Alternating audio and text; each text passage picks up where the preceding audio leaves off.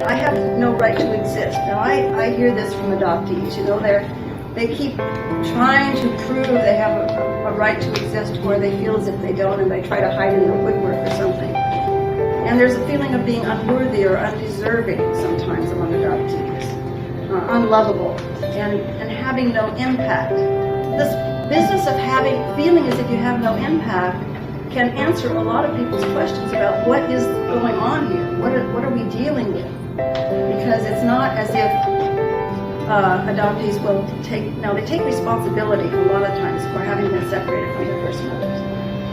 Somehow or other that was their fault. Something was wrong with them, and so they feel this just undeserving kind of thing. But a lot of adoptees, you will talk to them, when they're in trouble, they want to be all by themselves.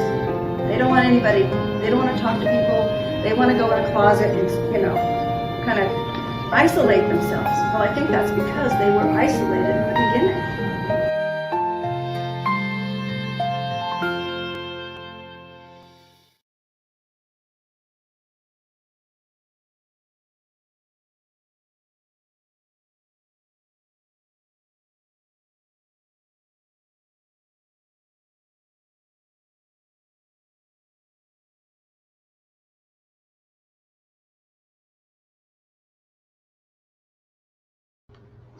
All right.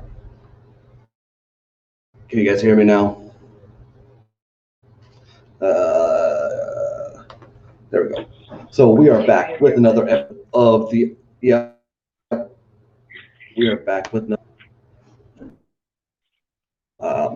right now we have Detroit soloist up here. We have myself up here. There's as well. Um, so last week we talked about the feelings that we have, what the effects of adoption has on the adoptees. And this week we're going to continue with that. Today we are streaming to 3 different platforms. We are streaming live, Facebook, and Periscope. So the people will not be able to see all the comments, but us up. Detroit, anything you have to say about? I just want to say welcome to the show. This is about adoption, being adopted, knowing that someone has been adopted. Just glad that you're tuning in, and hopefully that through Jeremiah's experience and what he shared on the show Breaking Amish about his adoption, that's what caught my attention. And just from the show that we had last week, talking about being adopted, and then having to adapt to the world in which we live in and go through the things that we do and our experiences. Hopefully, there's people out there that can join our show, and you will find that this platform will be for you if you have been adopted or you know someone that has been adopted, if you've been in foster care, and we want to welcome you and let you join in on this platform of Adoptee.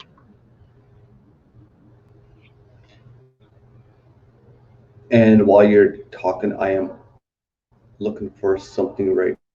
So you can just keep on going How there. is everybody doing out there today on a great Friday? Well, it's a great day today. Uh, Being an adoptee myself, for those who weren't on our program, our show last week, I broke it down over 4 different shows that I was adopted.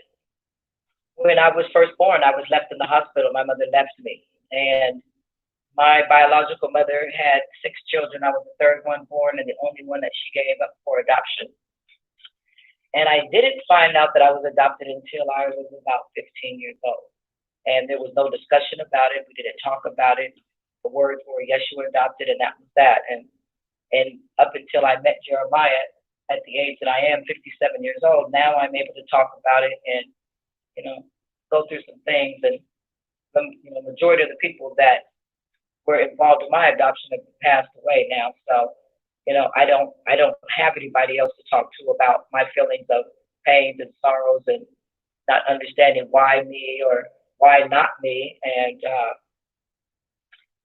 So here I am, and I'm hoping that with this platform here, we're able to enlighten others, and you guys can share so that we can all feel like we're a part of something.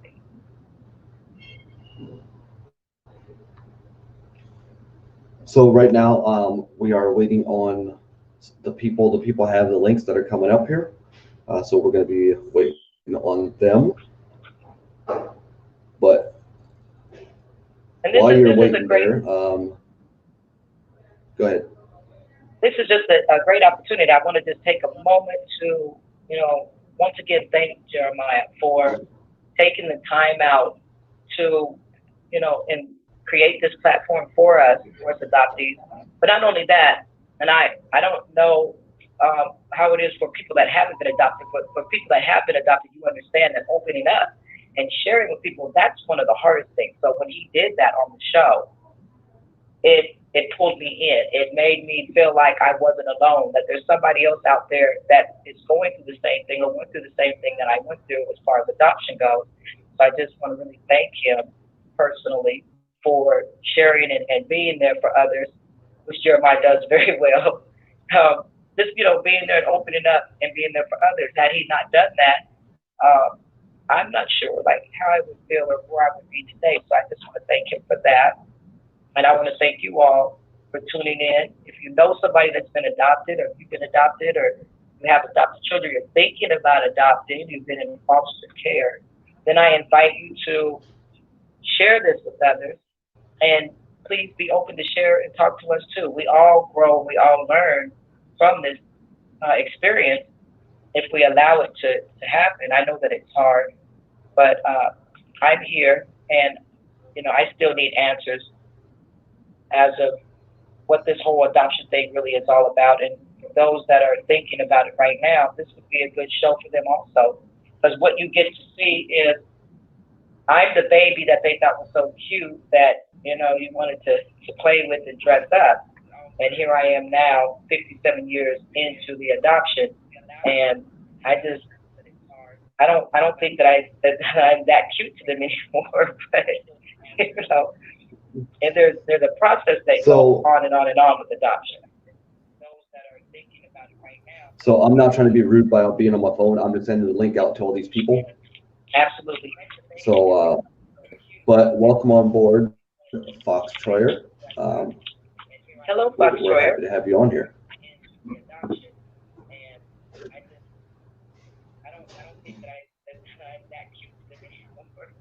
Fox Troyer, can you hear us? Hi. We can't hear you. Hi. Oh, there we go. Yeah. Okay. Yeah. Okay, so you have right now you have the YouTube app open and it's echoing for us. Is there any way you can turn the volume down on that or turn it off?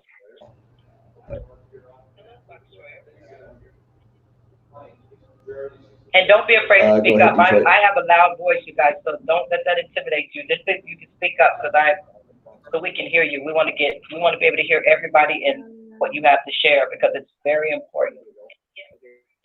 Okay, so you have right now you have the YouTube app open and it's echoing for us. I think she's working on getting the YouTube closed. Terrific. And by the way, And you can go Jeremiah, ahead I like anytime that you want. introduction. Thank you. The introduction was beautiful. I like that. I definitely could relate to that. I like that a lot.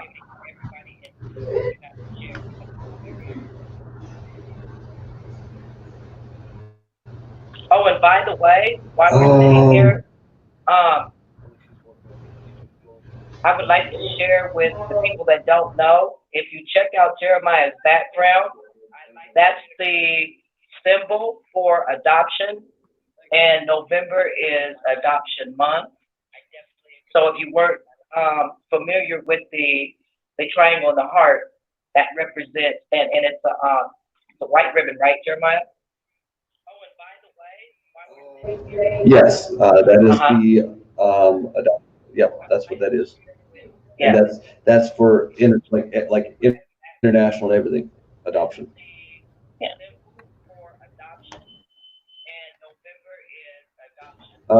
Fox Troyer, your YouTube app is still open somewhere and it's echoing. We can hear ourselves.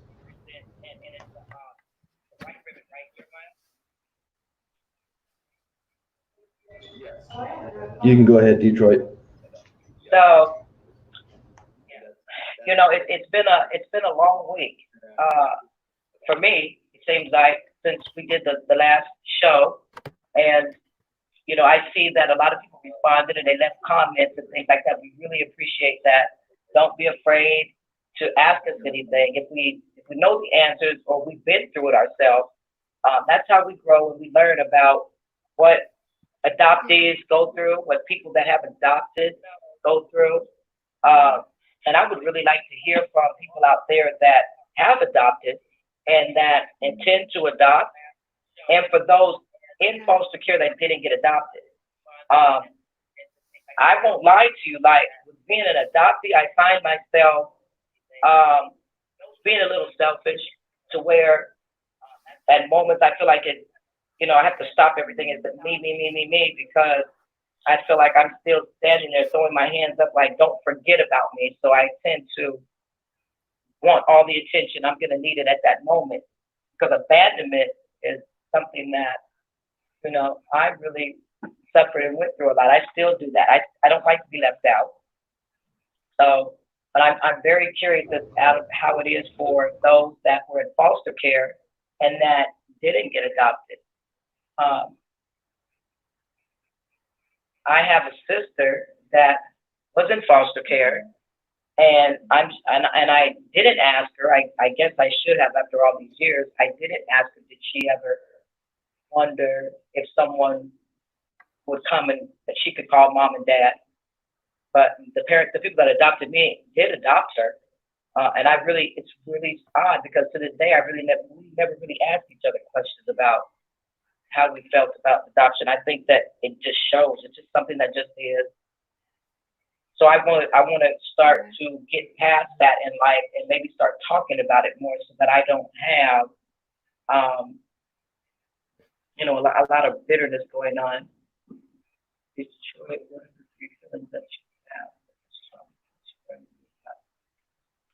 have? So someone asked me, what are the three feelings that I have that are the strongest since I've been adopted? The feeling.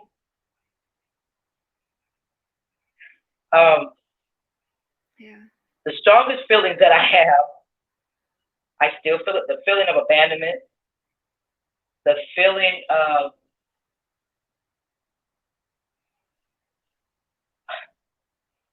I just wanted my mother.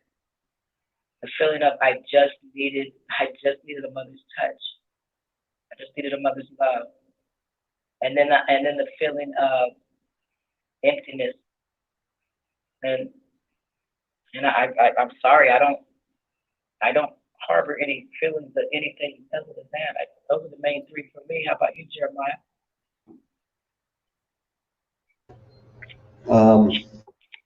I'd have to go back and read it again. Sorry. Okay, so three feelings. Okay, so I grew up knowing that I was adopted from ever since I can remember. The number one thing that I have always wondered was, who is my family? Like, who am I? And then I ended up meeting them when I was 21, which that is for a whole different thing. But it's I guess the number one question that always goes to my mind even today is, what if? Right? People say, well, why do you question what if? And when I say what if, what I mean is, what if I would have been with my biological family?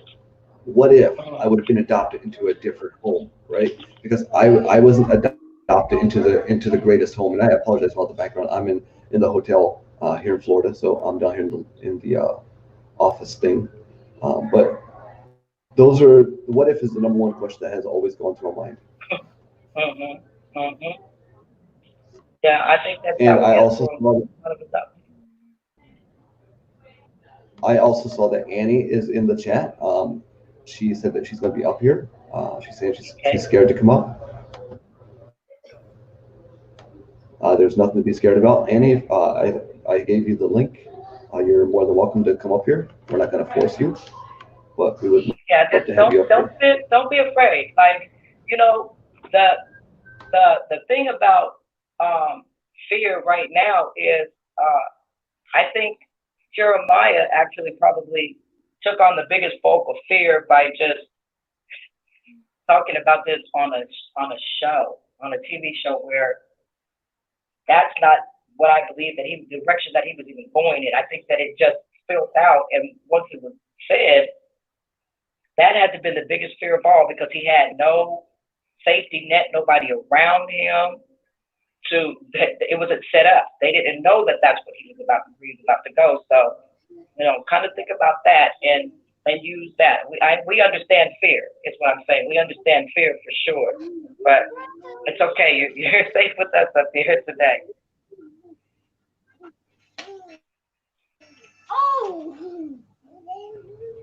Welcome on board, Gems. Hi, James. How are you doing? So,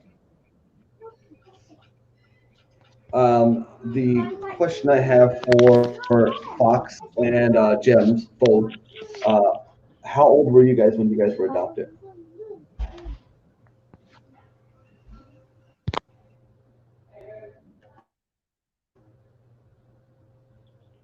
We lost Gems. So, Fox We lost Schreier, how old Jim. were you when you were adopted?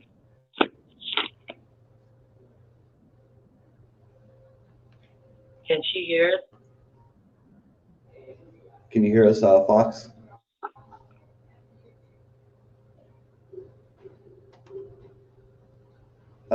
Your mic, you got to unmute. Hit the unmute button on your thing at the bottom. Can't hear you. We can't. We Your can't your hear your you. mic is your mic is muted. Your mic is Yeah, muted. There you go. I was Perfect. 14-month-old baby. Perfect. Oh, 14 months. So when was the first that you knew that you were adopted? It's a Did you know your entire? Oh, wow. Detroit, anything you want to ask her? Well, how are you dealing with that right now? How is it for you now, knowing that you are adopted? What are some of the things that you find yourself asking yourself? Um, my mom and dad, they go to church.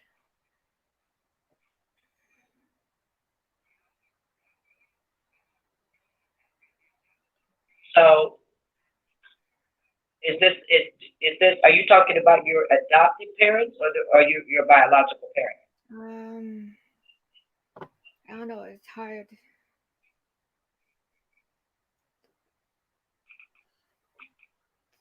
Yeah, I do understand. I definitely understand how Fox feels because sometimes when you start to talk about adoption for the first time and you're not really used to opening up, questions can be like very puzzling.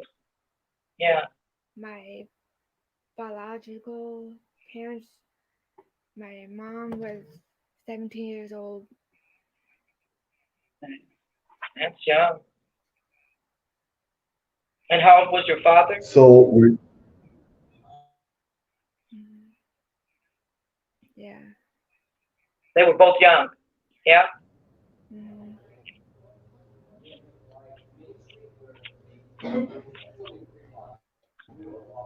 there might be a little lag in all this in the conversation here. I have.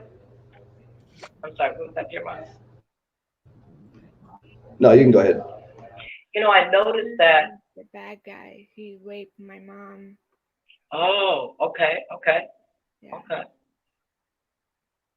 Wow. Mm-hmm. So I'm sorry. Go ahead, son.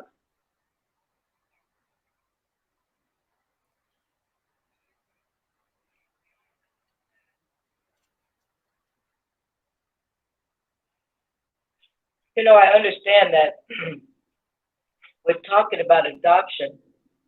Um, Sometimes the stories are not what you think that you're going to hear or what's typical. of an adoption or adoptee and why that came to be. So I can identify with Fox because, and I like it, just take your time. We really appreciate your story.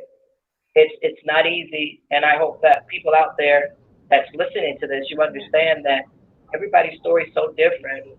And when it involves something, adoption is already traumatizing, but when there's abuse and there's trauma that's with it, yeah, that's a lot.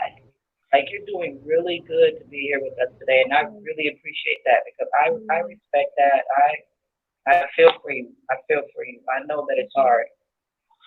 Yeah. Thank you so much. So, Clash Canada asked a question. Uh-huh. Did knowing that you were adopted change your personal outlook on wanting to have children yourself? Clash, I really appreciate your question. For me, yes, it did. Uh, Right. I didn't think about having kids. It wasn't an idea for me, you know. So I remember, and I was growing up and going along. I noticed that my friends kept having kids, and I would babysit, because I knew that I could give them back. I was terrified to be responsible for someone and feel as though I could do a good job since somebody else did a good job keeping me. So I was afraid. And in the end, I have 3 beautiful daughters and 13 grandkids. And I couldn't, and not for 1 second could I have ever given my children away. Yeah. And life was not easy for me. No, it was hard. And I struggled. But the last thing I refuse to do is leave my kids. No. And thank you so much for that, class. Jeremiah, how about you? Actually, knowing that I'm adopted, it made me want to have a few of my own kids, but I always said at some point I will adopt at least one kid. Now, whether that's going to happen or not, that's my dream, because I want to take a kid in, and adopt a kid and show them that not every kid. Well, I guess I can't say that though, because obviously every kid's going to struggle with it. Even though like people like us understand them, I guess they're still going to struggle with it. But I think as a person who was adopted, I could probably help someone in a way that other people can't. Yeah, absolutely. I remember even recently, I'm like Jeremiah, I thought about adopted. I always said the same thing too. That's ironic. I think probably the majority of adopted people feel that way, Jeremiah, so don't feel bad. I know exactly what you meant, is that you want to adopt, and it's almost like you want to tell the people, I'm going to do this and show them how the right way, how it's supposed to be done. So absolutely, I get it. Yes, I get that. That's beautiful. We have a question from Amori Williams. After meeting your family, if you have, how did that how did that make me feel? Ooh.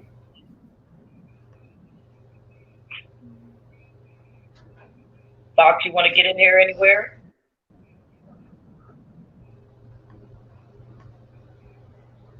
Have you met your family?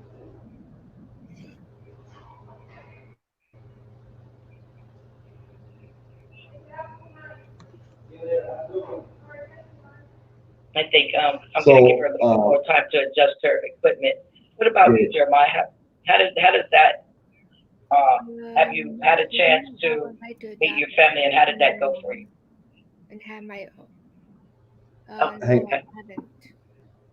I don't know my biology parents. I know they from South America. Okay. Ah. Oh wow, South America.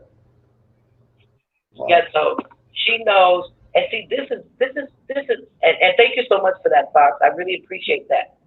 This goes to show you guys that just because you're adopted and you know that you're adopted, and she seems to know the story I'm really curious how she, like, if she maybe unsealed her records, and just so for the people that's listening, you can unseal your records and get the information, or somebody can tell you the people that adopted you.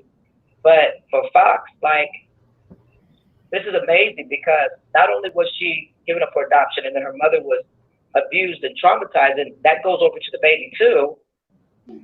You know, she, you know a lot, and that's amazing. Like, you even haven't met them, but you know so much. Like Hey. that has to be a load to carry. You know, Yeah. we really appreciate your story, really do. To answer that, question, Right. when I met my family, in all reality, it hurt me more in the end than what I was hurting beforehand. Now, it's not that way for everyone. Um, Right. there's a lot of people who have to meet their biological family, they have a good outcome on it, but I just didn't. And by the way, um, so obviously Detroit, you know who this is. We had her on last week. Yes. Yes. Hi. Um, Hi. And hi, Jim. if Welcome back. So we have a question. I would okay, so I would love to have her message me on the fan page, so I can send her the link because this is a young girl, Yeah. very young, and I would love to hear how last week actually helped her. Yeah. Absolutely. So Absolutely. I agree. if we if she wants to message or if she wants to comment, because I can't remember what name is on Facebook, but if she wants to message me, I'll send her the link. Okay, terrific. And also, I want to say for anyone else that's underage out there, if you we're glad to have you Hey. here. And please, if you are, let us know because Sure. I'm sure that there's certain things that you want to talk about, and we don't want to discuss certain things that that would be inappropriate for you also too. So while we're doing this, if anybody that's underage, please get your parents' permission or get permission from your guardian, or and if it becomes too much, and we're talking about something because we do talk about abuse on here, we talk about trauma, some things we might talk about that maybe kind of was a little bit a little bit physical. And so we're going to ask you at that point to leave the conversation and then come back because that wouldn't be for you to listen to. Not that we don't want you to participate, but we want to take care of you and your spirit also. So we'll ask that too. And thank you. Um,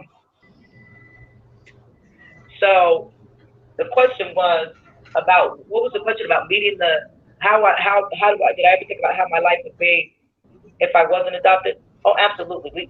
That's something that's like beating a dead horse. I know that every adoptee, I don't even have to guess, every adoptee always, that's the number one question. If Yeah. I had not have been, we only think about that when we're having problems, though.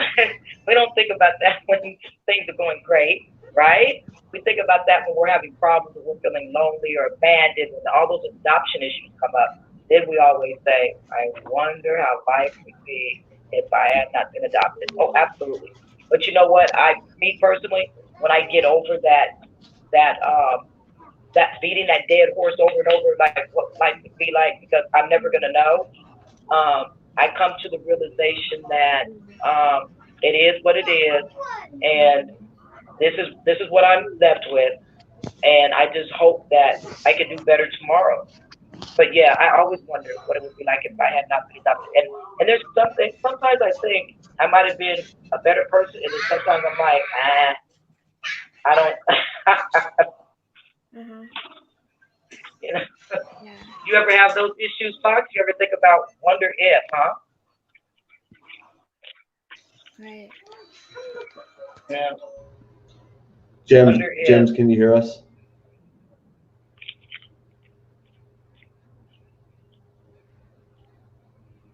And James, if you can hear us and you didn't really Your want to mic say is mute. anything, we want to make sure that your mic is okay too.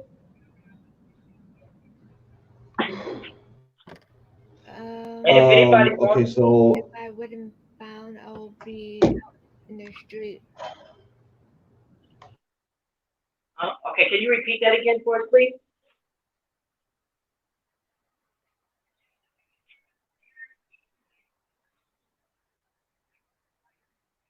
If I'm not mistaken, I think she said that something about She would be out in the street. be out in the street. That's what I thought. Is that Okay, so Detroit, this is that young girl, right? Yeah, yeah. When found Okay. out in the street. Oh, yeah. Yeah. Yeah, that's I think that's a fear that we all, have about, like, if we weren't adopted, would we be out in the street, or would we be still in a foster home, or we would have been left somewhere. That comes under that abandonment issue, and so yeah, I can identify with that. Absolutely, yeah. Gems is muted. If Gems can unmute, then we Yeah, can hear her. you're muted. Yeah. So Detroit, do you have her email?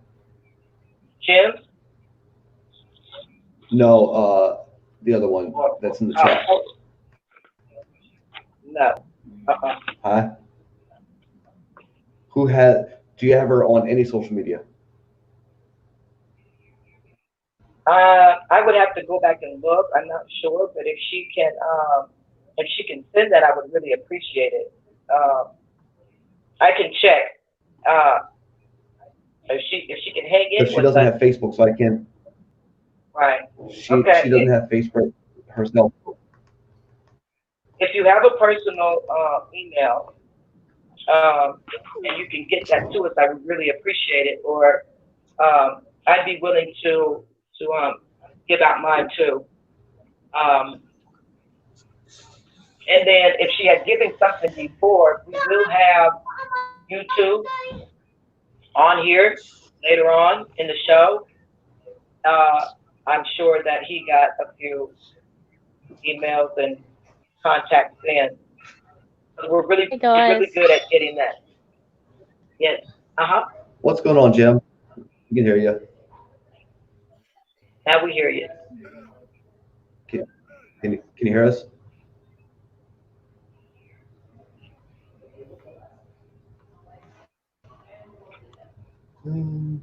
So while James, we're waiting and everyone's adjusting their equipment, because I know that happens a lot in the show, so just bear with us here.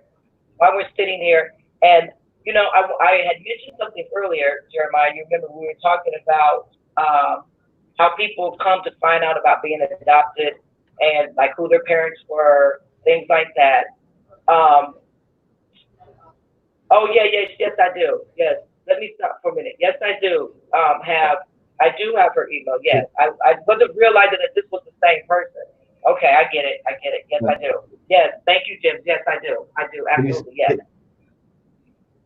Yes. Can you send her the link? Yes, the link I sent you. Okay. Yes, I can. I think I can. I just wanted to say real quick that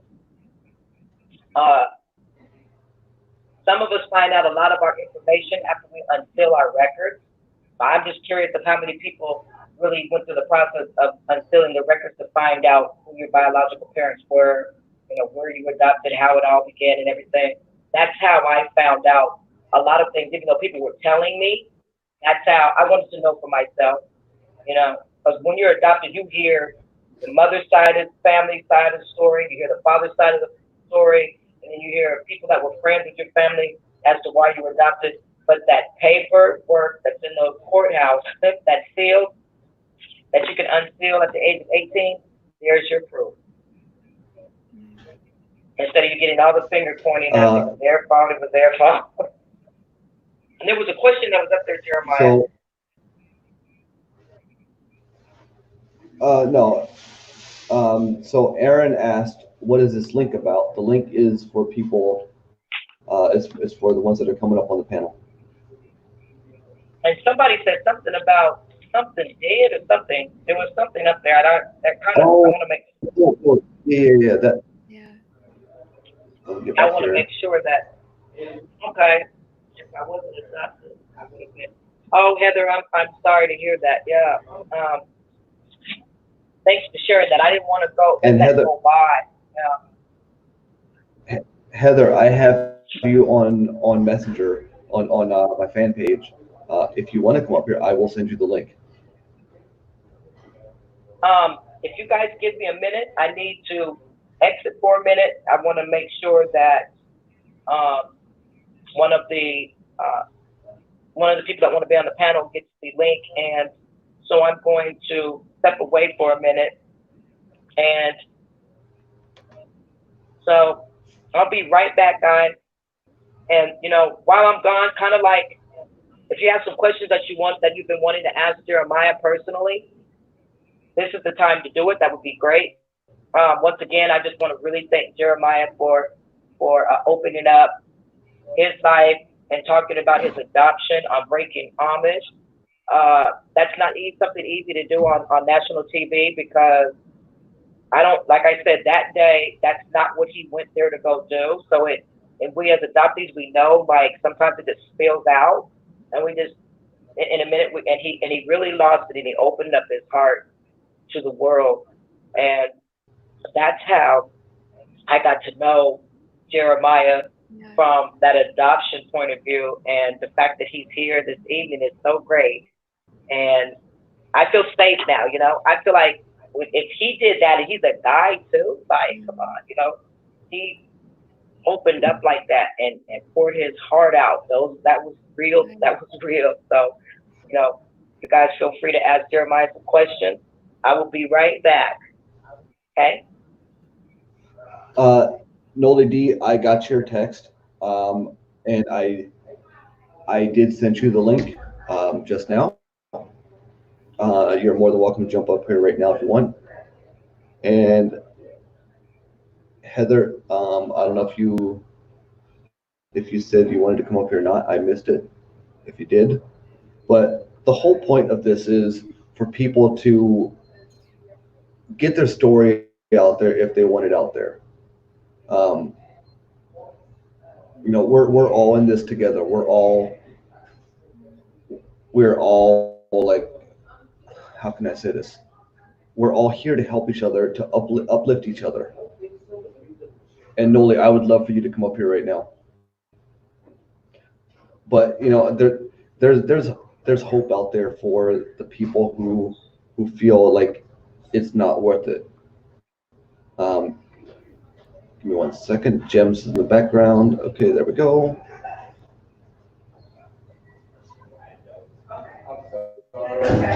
Hey, guys. Welcome back, Gems. Sorry, I had kids and We can hear everything. you. No, you're fine.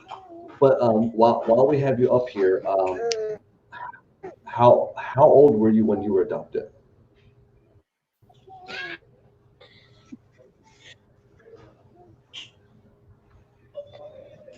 Can you hear me?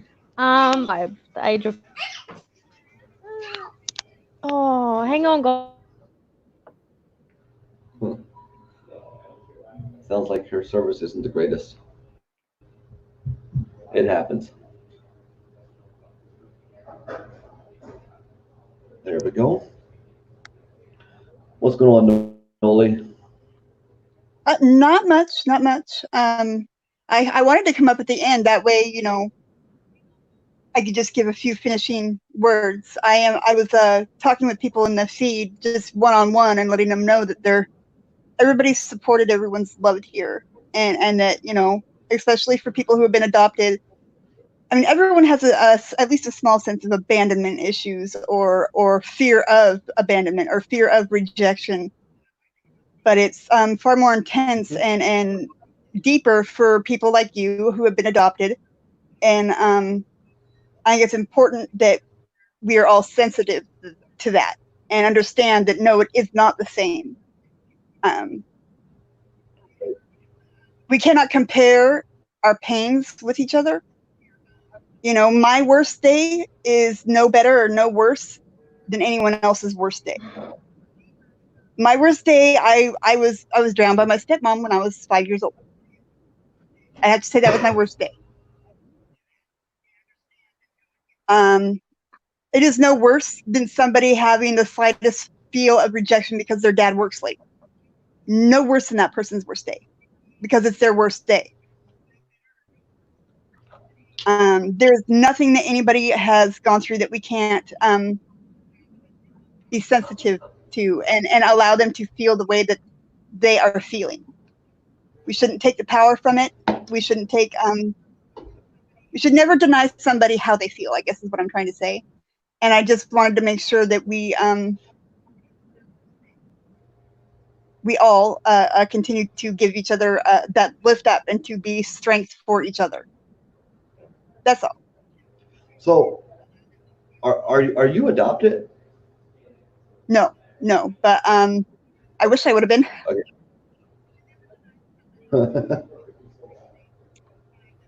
Sometimes our real Okay, parents can be so- just as evil as adopted parents.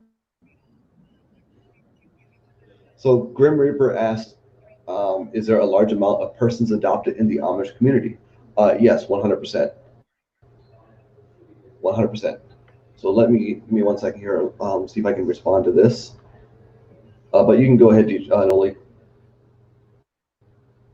I honestly, I don't have a whole lot more to say other than that, and that, you know, I'm here for anybody who needs someone to lean on. I'm more than happy to be a leaning post for anybody, or an ear, or an outlet to have somebody to yell at.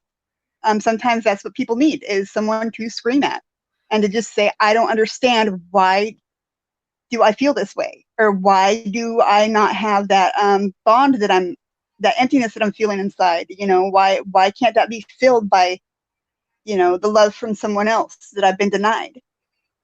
I want to be able to show that love to everybody that needs it.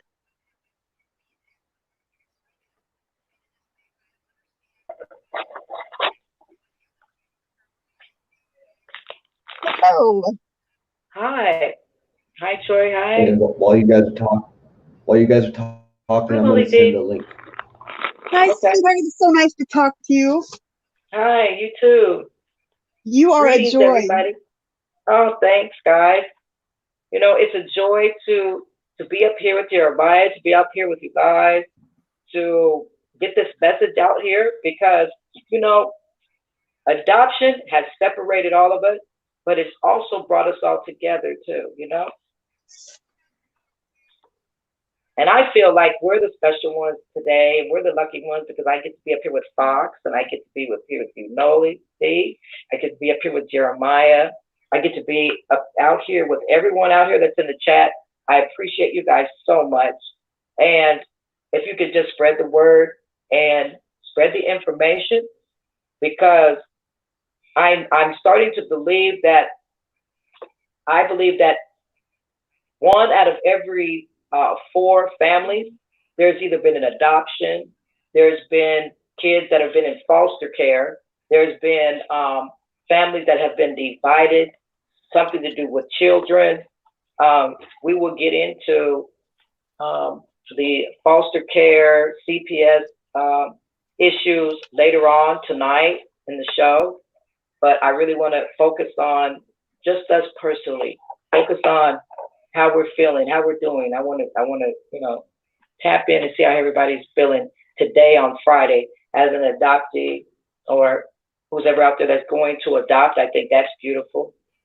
And I don't want to lose touch with you guys. That, you know, if you know anything about adoptees, once we get to know you, it's like, we're not really clingy, but we don't want to be left out, and we don't want to leave you.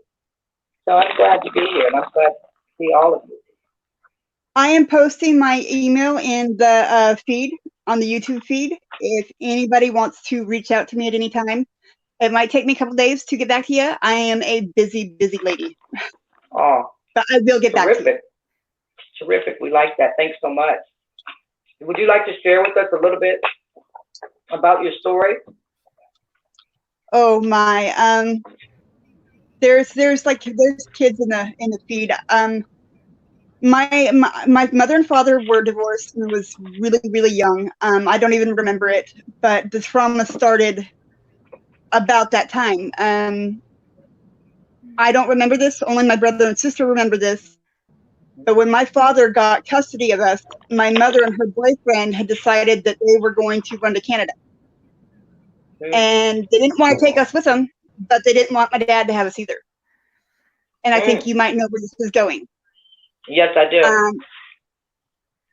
I'm sorry to hear that. I'm sorry. So sorry. It went bad. It went bad, but thankfully, somehow my grandparents had gotten heads up about it, and they called the sheriff. And the sheriff stopped my mother and her boyfriend and took us kids. But then my dad remarried. And it was he's been married 5 times, and every wife he's had has been some kind of psychological or physical abuse. Yeah. And so at 13, I got thrown out, and I've been on my own ever since. And I've allowed myself to suffer abuses since then. But now at 40, I'm well, nobody will ever abuse me or anyone I care about again and get away with it. And that is where I have been for the last 10 years. And well, nobody's abused anyone or me and gotten away with it. That's beautiful. That's where, and I want to thank you for sharing that. And for anybody else out there, once again, let me address the people that we have. I appreciate you so much. And yes, we do have a lot of, a few people on here that are underage. So I'm going to just reiterate this. I'm going to say it again that please, if you are, please get permission from your guardian, from your parents, from someone, and please be responsible and help us out here when we start to talk about things and subjects that are for 18 and older. I'm going to ask you to just shut down and come back on when we're done talking about certain things. And it's not because I don't want you to participate, but some things, because we're older now, and really when you think about it, like we're talking about older adoptees, and I know that you guys are curious too, but we're talking about older people. Sometimes our lives, we're gone through so many things that are so traumatizing. I don't want to add more trauma onto what you may be going through. So for the sake of that, we want to, just ask for anyone that's under the age of 18 to leave and then come back when it's not so traumatizing. Thank you so much for that. And I want to say to you, thank you so much for sharing that. There are so many people out there that have been used and abused and bruised through adoption. And so some people that say, oh, you should be so grateful that someone chose you or they picked you for adoption and, you were the chosen one. Well, we didn't choose to be beaten, battered, and broke down and tore up and things like that. So that's not fun, and that's the story that a lot of people don't want to hear. And the reason why Jeremiah is doing this show is for that reason too, to bring light into what adoption really is, what has happened to some of us, where we came from, in the hopes that when you do go to adopt, and the people that's out there that want to adopt, that you do that with the open heart and open mind, that you want to bring love and joy and peace and understanding into an adoptee's life, instead of if you're already going through drama and trauma and abuse and neglect and CPS cases and stuff. Please leave those kids right where they are and get yourself together. I mean, I'm not going to say you can't change. Everybody can change, but get yourself together, because adopted children need stability. We need extra stability. We need more than what you can give your own child and your own family. Handle that first and then come and get us. And then that way, because we're already traumatized, we already got a lot going on.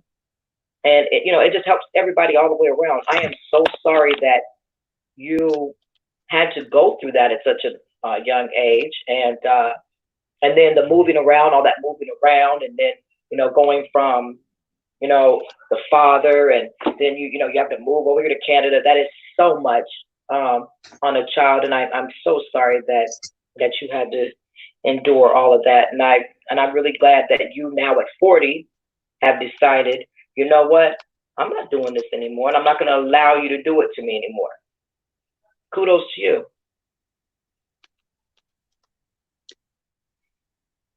Kudos to you. And Noli, you can stay up here for this for right now. So Raz asked a question that is actually a very good question. Do y'all think being adopted is that different from being a stepchild, brother, sister, etc.? Is being adopted like step twice, step squared, as in both parents?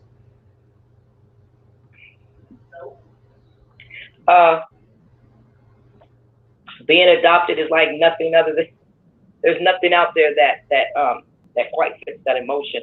And I'm glad that you brought that up, Raz. Actually, we were having a conversation, Jeremiah and I, and YouTube, and he'll be on the show later on, and so you'll get a chance to meet him and to speak with him and talk to him, ask questions to. He's a great guy, and so I'll let him tell you his story. In between time, there's nothing like being adopted. We were talking about what name could you put on adoption that represents adoption, because I think adoption is just an action, and I don't, and being adopted, it's way deeper than the act of. See, when you say adoption, you're putting that off on the people who did the act of adopting. So now, and you labeled me adopted, So I would like for them to come up with a word that represents the adoptee. Because adoption actually, like I said, is the action of a mother or father or a single parent or whoever, couples, partners, whoever that are adopting. That word goes for you. It doesn't go for me. And I don't like having that pressure of carrying around, adoptee. We just need a word. It's absolutely different from being a stepchild, because when you're, and I really want to address this, so give me a second, you guys. A stepchild is, you're either with your mother or with your father or with your one of your parents' partners. That's one of your biological DNA person, okay? So that's different from not having any type of physical connection to the person that adopted you. So that's absolutely different. That's not a stepchild. Either you're with your mother or your father and you still have somebody there. So you still feel some type of support, foundation. You still have that person. So when you wake up in the morning, if something's wrong, you can still say, well, I can go to mom, I can go to dad, or I can go to my other mother, or, that person that has physical DNA connection to you. I'm just going to say that the rest of the word that go ahead, Jeremiah. Go ahead. Sorry. I was just going to say that. This up here. This is the same person following up to what that question was. Okay. He said I was questioning me to find out that I wasn't who I was told I was. And then it followed me, including a little chat with Raz, yes. I that I can't really completely say that I identify with that in the sense of that's how the information came to me. But in listening to, just speaking with Jeremiah, speaking with YouTube, speaking with a few other people, that has been their experience, that they have just absolutely been devastated to find out that they were not who they were. I'll tell you quickly that we were just having a conversation, right, Jeremiah, about the name, about your name being changed, your name not being spelled the same. Hi, Tracy. Is that Tracy? Yep. We have Tracy up here, and we have Caitlin. Hi, Caitlin. We have Caitlin back on. She was on last. Hi, ladies. I'm so glad you guys are here. I want to say hi and stuff, but I just wanted to finish up with saying that absolutely is devastating. Like Jeremiah and I were having a conversation about name changing. A one letter being different in your name changes who you are and what direction you're going in. Absolutely. So I'm sorry, Raz, that happened to you. I really am. I'm very sorry. And once again, we're here. Ladies, I'm so glad to see everybody here today. I just want to say again that the background is very nice. Jeremiah designed that for us today, and he brought up the adoption logo. Adoption month is November, and so everybody has a ribbon nowadays. You know, a ribbon that represents cancer, a ribbon that represents homelessness, and you know, now we have one that's for adoption, and that's the triangle with the heart.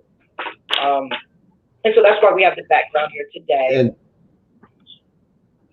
talking about the background, I do have to give a shout out to Justin Hollingwolf. He's the one who created it for me. He's one of my friends. Thank you so much. Thank you so much, Dustin. Thank you. I just want to go around now because I'm looking at everybody here on the panel. So Fox, you're still here with us. Sawyer, hi. Miss Tracy, Caitlin. How are you doing today, Caitlin? I'm okay, thanks. How about you? I'm terrific. I'm so glad that you're here. This is amazing. And Tracy, how are you today? Doing good, doing good. Good, good, good, good. And Fox, you can still hear us real good? You today? Doing good, doing good. Good, good, good, good. And Fox, Somebody it has takes her their just a minute. It YouTube gets a little delay, but yeah, that's fine. Yeah, So somebody has a YouTube open and it's echoing. yeah, if you can fix that, it's open, and I think it might be with Sawyer, kind of.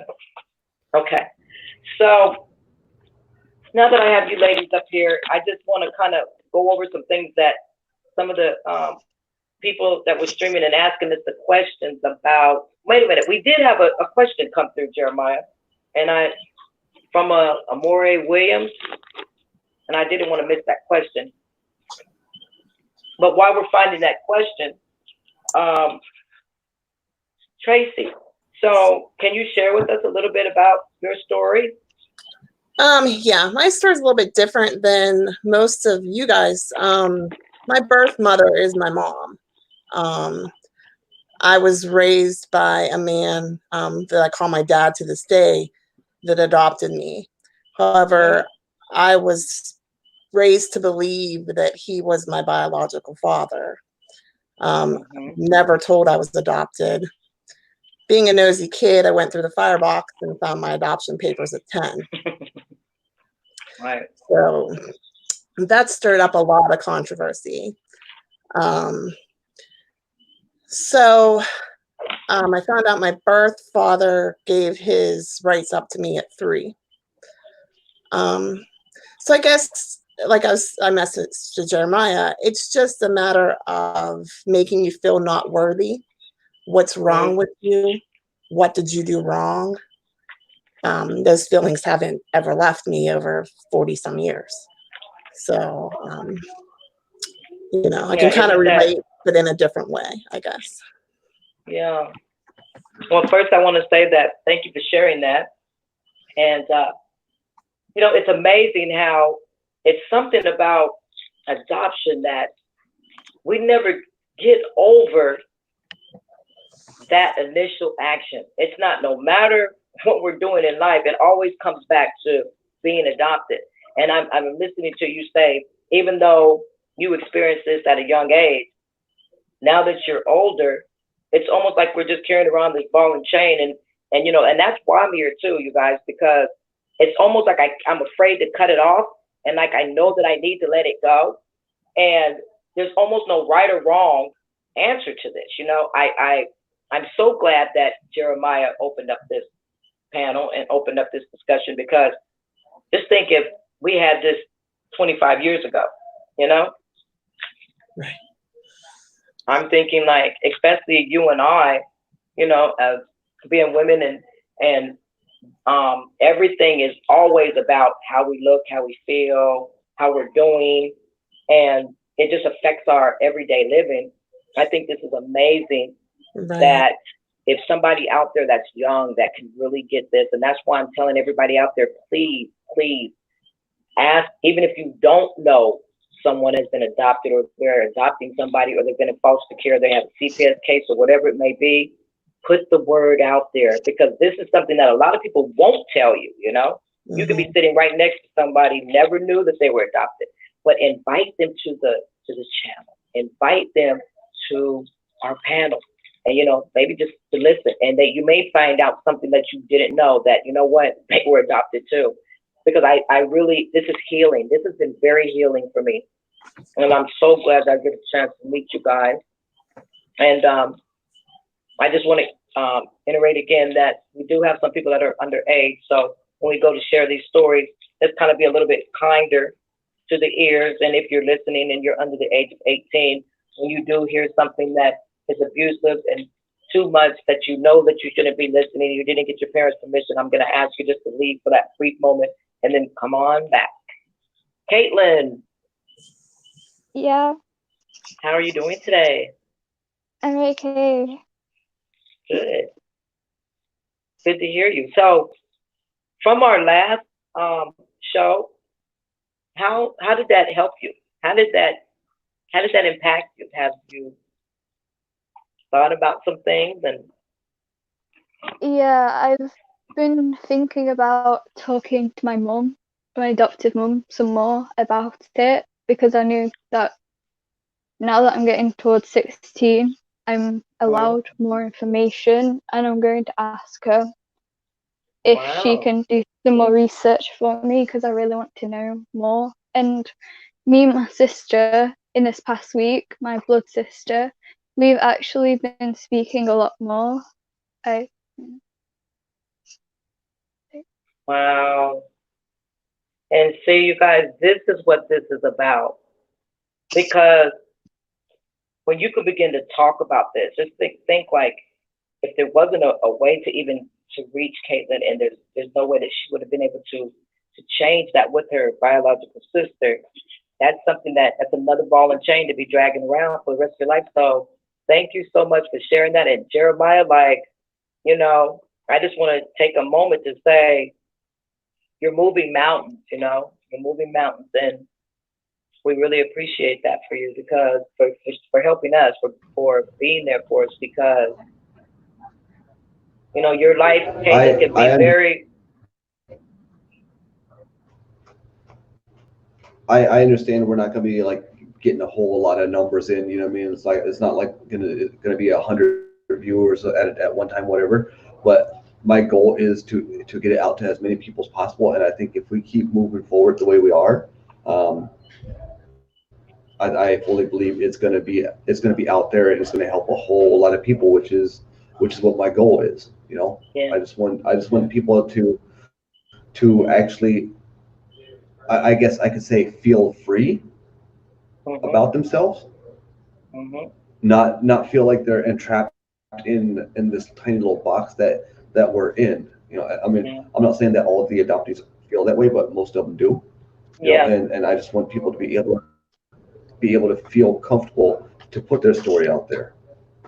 Well, you know, I will say, I like what you said in the beginning, Jeremiah, when you first started this. He said, and I'll share this with you guys, he said, I may not be able to, like you said, have 1 million people on here and change 1 million people's views, but his goal, if he could just help one person, his job was well done. And I agree, because you guys know how hard it is to reach anybody that's been adopted and anybody that may be even adopting. So I like that. I'm really glad. I really appreciate that. And Caitlin, like, wow, that's a big step, girl. That's a big step. Very proud of you. So, can Thanks we for respond sharing to that this with us. question here? Yes. So, Respond to this question from Amori here. Williams, Take it off here. yes, if you have a child, if you have children, from being away from your real mother, if you have children, so basically, I guess she's asking me, because of my biological mother wasn't with me having my own children, did it bring me any closure? No. It didn't for me. It absolutely didn't for me. Matter of fact, I find myself still waking up. Like when I look at my own children, I say, how in the world could this woman leave me?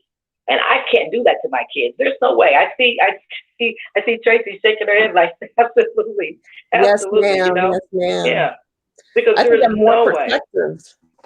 Yes, More protective of your children than you. You know. What about you? I see Joy up there. He's moving around like, yep. How do you feel about that? Joy, can you hear me? Yeah, she's smiling. She's like, yeah, absolutely. Yeah. It's amazing. I can honestly say, having kids, it did not fill the void completely, but it did help for me. Oh, yeah? That's amazing. But you know, there's always going to be that one part that will not ever be, well, I can't say ever. Hopefully someday it'll be filled, but there's just something deep down that's still there. I get that. I totally get that. Yeah. So, a question to you guys on the panel. When did you tell, for those that have children, or even your friends, even the ones that have close friends, when did you ever tell, if you did, your friends or your children or other people that you were adopted? It really doesn't come up in conversation that often for me. But I have an older son who his father was adopted as well. So oh, wow. For him, it's you know, I don't have a lot of medical history for my biological father. We have no medical history for his, you know, my son's father. That's when we pretty much had to tell him, you know, when he got older and the medical records started coming and the questions started coming as to what medical history is there. Well, you know, you don't really know. Yeah, absolutely. Anything that you can say. So by a show of hands, and for the people that are out there in the chat, you can respond too, please. The question is, how many have you either had your files unsealed or you want to get them unsealed? Because I did. I tried to, and mine are can't get them. Wow. I didn't even have to look into mine because my sister actually came looking for me. I did find out through the obituary of my biological father that I had siblings who I went to. And I'm trying to learn information that way. But doing so, I opened up Pandora's box. Well, so finding out a lot more than I think I wanted to find out. Yeah, that usually ends up happening. So Raz is leaving a lot of comments in the chat. Raz is more than welcome to jump up here if there's a way we can contact him with the link. Yeah, that would be nice if he can. Hold on. Do you think that there's a Raz way? I don't think there's a way to get over. No, absolutely not. No, he said. Well, Raz said, I don't think there is.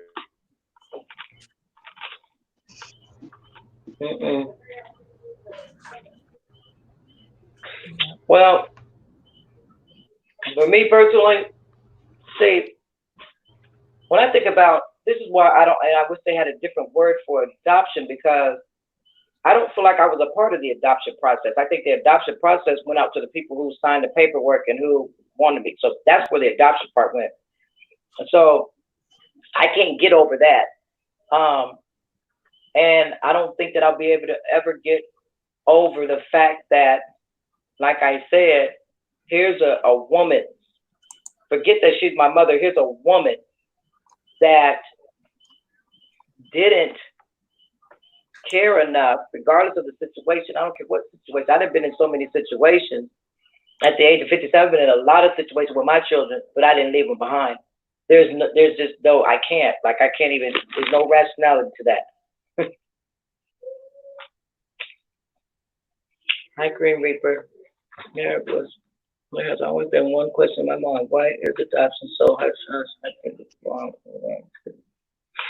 Well, he's saying, Green Reaper, thank you for that question. He said, why has adoption always been so hush hush? And that they believe that it's something that should be talked about. Well, I can say that I believe, and I want everybody else to, be included in this too. I believe that when adoption began, it started from a lot of women getting pregnant back in the 50s and the 60s, when, just having casual sex with people that you didn't really know was just like so taboo, and then the families thought, oh, we're going to be so embarrassed if they find out that, you got pregnant at 15 and 16 and you really didn't know the guy, and, shame on you, and the family felt they would be so disgraced to where, and then please, if you're under 18, cut it down for a minute. I'm going to be keeping PG. If other things, and abuse, and attacks happen, okay, and we all know what that is, that then it was a thing of, you don't keep the baby because you didn't even know the offender, So there was a lot of things that was going on, and that's how I believe that adoption became so hush hush then. Then you had a moment where, see if you guys agree, somewhere between the 60s and the 70s, okay, you started giving up kids for adoption, maybe because you knew that a certain family member maybe couldn't have kids, and then you would have a baby for them. And instead of going to the courts, the auntie would raise the child and then didn't want to give the kid back, or they took off with the kid. And you just, because it was still in your family, they didn't think it was such a big deal, Oh, well, I forget it. My sister has the baby, or my auntie has it, or my grandmother's watching the child. And so you didn't think it was a big deal because it was still in the family.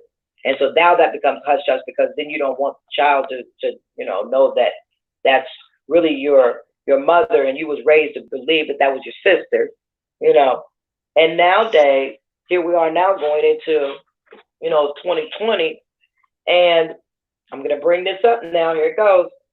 You have celebrities that are adopting babies, and now that's where, on the flip side, I can say that can become a good thing if the child is given a better life, because now these people may have something to offer that I couldn't, So now we're into a different type of adoption where people have nice homes, they have enough money, they have things that they want to offer a child in a better life than what the child is in. And I think that's how we end up with celebrities adopting a lot of children that are overseas because of the living conditions in the situation. So I don't fault them for that. They want to do something that's different.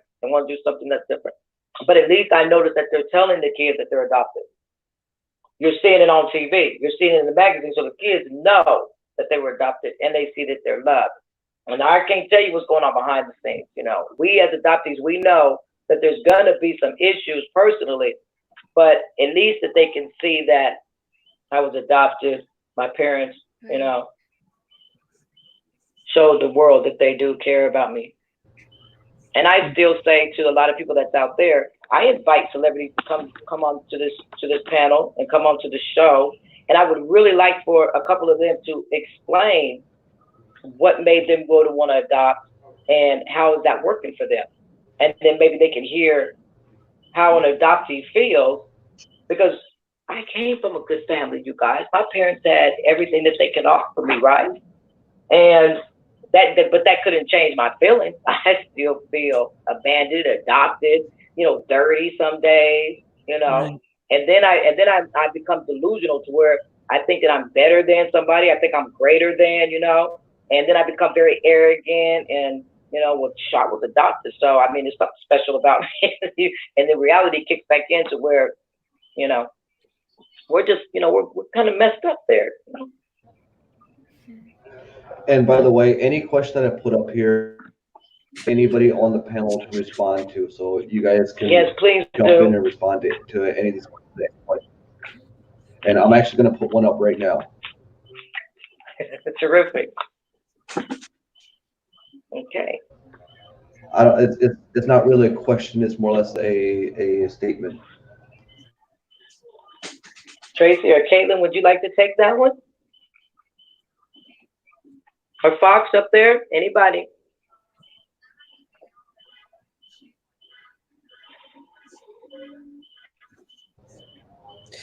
It isn't anything that you can change, it's just something that like you do have to accept, but at the same time, there's always the questions in the back of your mind. So the question I have about this is that how do you get past the point where you can actually it's kind of hard to put it into words, I guess, for me, but how can you get past the point of that? I think you guys know where I'm trying to get with this. Oh yeah, I know how you're trying to word it, but and we're all sitting here because we get it. That's so funny how adoptees know exactly what you're about to say, and we're all sitting here, I'm sure, saying, "You can't, you can't." yeah. And like you had said, Detroit, like you had a good life, you had a good parents. My dad that adopted me, I think the world of him. Yeah. That what other what guy would go and raise another man's baby? Happened to me, yes. But there's still that, and somebody wanted that up here. I felt like I was giving away like a sack of potatoes. Yeah. There See, it that's is. interesting. So I like what. I like. I want to make one thing clear about Raz. From what I'm getting, Raz is either adopted or has been through the foster system. So it's like. I'm sorry. What was that, Jeremiah? Oh, I said that we cannot forget that Raz, the way these comments and questions, Raz has either been adopted or into the foster system. So this is Raz giving their feelings. So we got to keep that in. And I'm glad that's another adoptee, yeah, or that's it, connected. Thank you, Raz. We really appreciate that too, because we as adoptees do tend to forget that we're not the only ones that were adopted. It happens. It's crazy. I tell you about that. It's so weird. You can't even balance that out. I just, I was just sitting here thinking, like, when I was listening to Tracy just now, and I was thinking to myself, like, no matter how great of adopted parents that we had, your mind always still says, why wasn't my own parent that caring? And you're right, that another man could, or another woman could raise me and love me so much. Why couldn't my own parents do the same?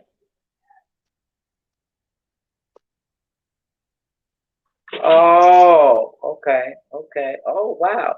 So Brad said that they weren't adopted, but told that they were. You know what? That is like, I don't know what that's about. I don't. That's crazy. Like, so you weren't adopted, but somebody could.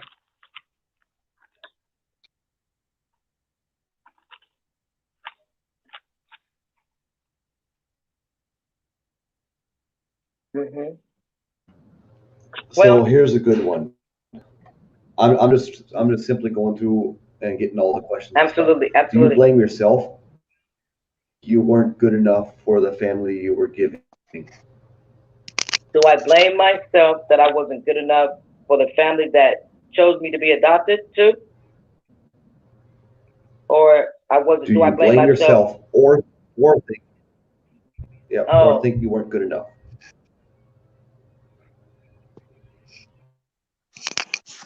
yes, I do. Okay, so I understand I the could question. say, It's yeah, it's like, do I blame myself or think that I wasn't good enough for the family that had given me up for adoption, or that I thought? I think they're asking if you felt you weren't good If you enough for see the something family that you different were from this person, given Jeremiah, to please let me or know, because adopted I to. really I want to understand it. Yeah, track here. my rats are I think like, I have you rats, you guys. Real rats, pet rats, comment not that. rats that just run around through the house. Let me clarify that. Yep. So Tracy, go ahead. I think as far as do I blame myself, yeah, but I don't. But then there's a question as to like why, I was Oh you yeah, were a yeah, baby, yeah. you were a kid, and I think the second part of the question is asking if you weren't good enough for the family that adopted you. Um, Do I ever think that I wasn't good enough for them? I I don't think that at all. You know what I mean? Like, I but don't know. I have when I call it, when I start spiraling down the rabbit hole. That's what I call it. When I start spiraling down that rabbit hole, and you guys understand what I'm talking about, that dark rabbit hole where you don't know the top from the bottom. yes, When I ma'am. start spiraling down that, I blame myself for everything. Absolutely, it's my fault. Yes, and I blame myself. I don't like myself, and everything. And we'll bring it up later on in the show about things that we do when we tend to blame ourselves. So, and I want to save that for the second part of the show. And once again, if people are on here and you're under the age of 18, please get the permission from the parents to hear what we're saying, because some of the subject matter is very deep, very personal, and it can become, subject of abuse and things like that. So we would like for you to turn it off and then come back and join it. So Jeremiah had mentioned, I do have to. Jeremiah, you want to talk about that? Some of the actions that we tend to do to ourselves? Okay, so before we go any further, I've been scrolling through this chat and I see commenting on the Facebook side. Okay. All I see is saying you don't think we see your comments. I have not, or questions. I have not happened further up that I missed, and I apologize for that. You can, if you can ask your questions again, we will put them up here. Yeah, we apologize for that. This is like, and as time goes on, we promise that the channel will get a lot clearer and a lot better. Right now, our message to the people wants to really get out there to let people know that it's time. There is somebody out here that understands adoption and that does care. And so we didn't want to waste any more time. I begged Jeremiah to just jump on it. So he's winging it, and at the same time been trying to bring it to the people the best way that we can, and we're just going to get better, so we promise you that.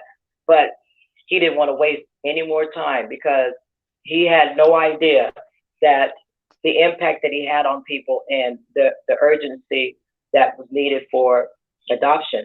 People needed this platform really a lot. So we're going to get better and stronger at this, guys. So just hang with us. Did I witness abuse from your biological family or adopted family? Laura,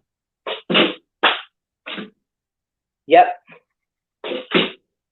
I witnessed it on both sides. And this is why I say again, if you're going to adopt, if you're going to foster care, if you're going to be a part of an adoptee's life, make sure that those type of things are handled.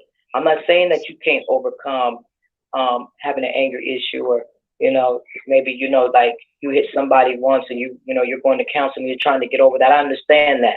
It's not what we're talking about here, but make sure that you have that handled first, because once you incorporate an adoptee into all of that, what ends up getting, the message gets so mixed up to where now we believe that your argument and all the next argument that you have is because of us. And then we would say, yeah, and then we begin to feel as though that we brought if we didn't know that you were already arguing, and you start arguing and fighting, the first thing that adoptee believes is, look what I brought into this family. I'm horrible. Now I see why my biological mother didn't want me. Now I see why my family, because, when I show up, everything else bad shows up. And, Tracy, you get it. I'm like, oh. Totally get it, girl. Totally. Yeah, absolutely. What about you guys? Did you ever witness anything like that? Any abuse, any of the arguing or fighting on either side of the family? Caitlin? Like, my parents fight about like stupid things, but then I still think it's my fault, and I don't. Well, we're here to tell you that it's not. We're absolutely here to tell you that it's never you. Never. And I want you to understand. Yeah, I want you to understand that, because and I'm glad because she's young, she's on our panel, and I like this, because what people need to understand is she can take that, and the next thing you know, she's now incorporating that into her own family and into her own kids. And this is how adoption patterns keep going like this. And, we want to stop that. We want to stop that. That's not what this is about. Adoption is supposed to be about loving and understanding where the other person couldn't. Not adopting and then continuing the trauma and the discord, and feeling like a misfit. No, and I'm sorry. I'm really sorry for that kid. And I'm just not happy that she has to experience that. She should not have to. And I want to tell you guys right now, give me a second. I'm sorry, Jeremiah. Give us a second too. Okay. But I was going to say, for those of you who did not see the intro video, exactly what she's saying is mentioned in there. And also, we will be, stay with us, please, because we will be within the next hour posting up or giving you guys phone numbers that you can call in case you are, want to talk to somebody about abuse, want to talk to somebody about how life is for you. If you're feeling suicidal, if you're having thoughts of, just want to take off and just run, because that's something that we as adopted people do. We always want to get up and just go somewhere, and we don't even know where we're going. They have hotline numbers for that, and we want you to get the help that you can. We're here, and we're going to be here. We're going to continue to be here, and we want you to join us all the time, okay? But for the times that we're not, we're going to offer you a phone number that you can call, somebody that you can talk to, just to talk, okay? You don't have to give them your name. You don't have to tell them anything about you, but it'll be somebody that you can talk to until we come back and we can talk again. Now, I don't want to leave you with something that you can't, you just feel like you're just there by yourself. We want to be there for you and give you those tools. Most definitely. And I'm sorry, Tracy and Caitlin and even Jeremiah, I'm sorry that we had to endure violence. And I don't understand why there's something about adoption and trauma go hand in hand, and I don't see how. Where does this come from, you guys? This should be about two people or one person or partners. They couldn't take care of the child, so therefore you give up those rights to somebody else that can do it a little bit better than you. What happened to those steps? Because that's not what's happening.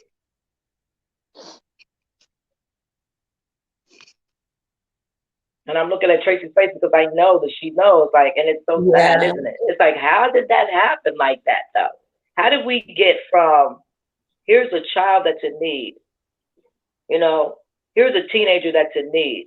It went from that to all the chaos, all the discord, all the questions of reasons why and why not. Like I don't get it. I don't get it. Like Yeah. this is 2020. We shouldn't be going through all of this, you know. I think that for those people that have been in foster care and CPS cases, I would really like to hear from those people. I really would, because I understand that a lot of children that have been introduced to CPS and they've been in and out of CPS and had these cases to where, you know, I hear that they were this close to being adopted and away from their biological parents, and then to be told that you're going to be taken away and then now you're going to be put back. I would really like to hear from some of those kids. I would like to hear from some of those people, the people that, if you've had a CPS case or you're a part of CPS, I would really like to hear from you guys, because that is a whole bead within itself. You're either, you're on that, it's almost beyond on the cutting board of you could be adopted or you could go back.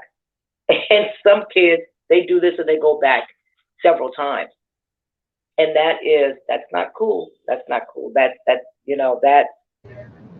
a whole nother topic, and we'll address that one day. I would really like to just put it out there. So, and that's a show that I would like to really do. And it'll be about CPS and foster care. And I know that the numbers now are going to get very small. I know at least 1 out of 3 people that have had a CPS case. YouTube watcher, I need you to send me a text. Yeah. So we want to make sure that we reach out to those people too. We're not upset. We're not pointing any fingers, but I'm reaching out to those people because when you end up in situations like that, your children are so close to being adopted and taken away from, they have some of the issues too of the abandonment, you know, maybe they thought that it was their fault, and then they end up getting older, and when they have children, do you know that those are some of the people that give away their kids too? Yeah. Yeah. Because now looking back, I believe that my biological mother was under some kind of pressure. I believe that CPS may have been, and like I said, they lied about so much, but I believe that, I only say that because when I opened my records, I was in foster care. She left me at the hospital, but I was in foster care though. So she had a CPS case. Yeah. Yeah, there had to have been. Yeah, there had to have been. What about you, Caitlin? Were you ever? Do you know that if your parents were ever involved with a CPS case, or? I don't know. Mm-hmm. Yes, I know I was in a foster placement before I came to my family, and then they fostered to adopt just because they said it was easier. See? Wow. So you went from your parents not having you in their custody to foster care, and then foster care. Yeah, I was with my parents for 3 to 6 months. I'm not too sure, and then I was taken to foster care and stuff. That's enough. Yeah, I'm so sorry. See, people don't realize that's enough to bond. That's enough time to bond, you guys, with the baby. That's enough to bond. Yeah. You know, I look at my pet, and I know that there's no comparison, but I look at my pet and I think within 6 months of having a puppy, right? You get so attached to that puppy, and that puppy's so attached to you, right? That just think, now that the puppy's gone, you don't think that puppy's missing you, you know? Animals know. So you don't think that a baby knows? You know what I'm saying? You don't think that baby knows? That baby knows that within 6 months, it knows what it was looking at for 6 months, and now the baby knows that they're not looking at you anymore, and the voices are different. It's got to be very traumatizing. Wow. Thanks for sharing that, Caitlin. I'm so sorry. Um, and I want to say once again that for the young people that are listening out there, um, we're here. We understand. We we know that there's so many things that happen in your life, and we know that as you get further on down the road, if you look at the majority of the people that are on the panel, we're older. So what we want to do is just be there for you, listen to your story. And once again, for those that are out there that are wanting to adopt children, that have recently adopted, that's thinking about adopting, uh, please join us. And, you know, turn this on over to, hi, police accountability report. Hey, hi. They What's going turn them on? on to this program. Turn it on to them, because I would rather them have the information coming from us than them going to adoption blindly. You know, and somebody would say, I wish somebody would have told me. Right. How you doing up there, Troyer? Is she quiet up there? Yeah, I think she's kind of delayed a little bit, but I'm really glad that you guys are here this evening. And so, you know, I've just been thinking throughout the whole week. I've said to myself Chats are a that, little delayed. So. I'm sorry, what, Jeremiah? I was just saying that one thing with StreamYards, some people's chats are delayed. Little delayed. Mm-hmm. I want to say again, for the people that's joining us, for the people that's here, just remind you again that our background is of the adoption ribbon for Adoption Month, which is in November, and it's a triangle with a heart, and I really like it. And the ribbon is white, the triangle is black, and with a red heart, and so it's there to symbolize adoption, just like they have a ribbon for cancer awareness, and they have one for Alzheimer's awareness, and different, you know, different things. They didn't leave us out, guys.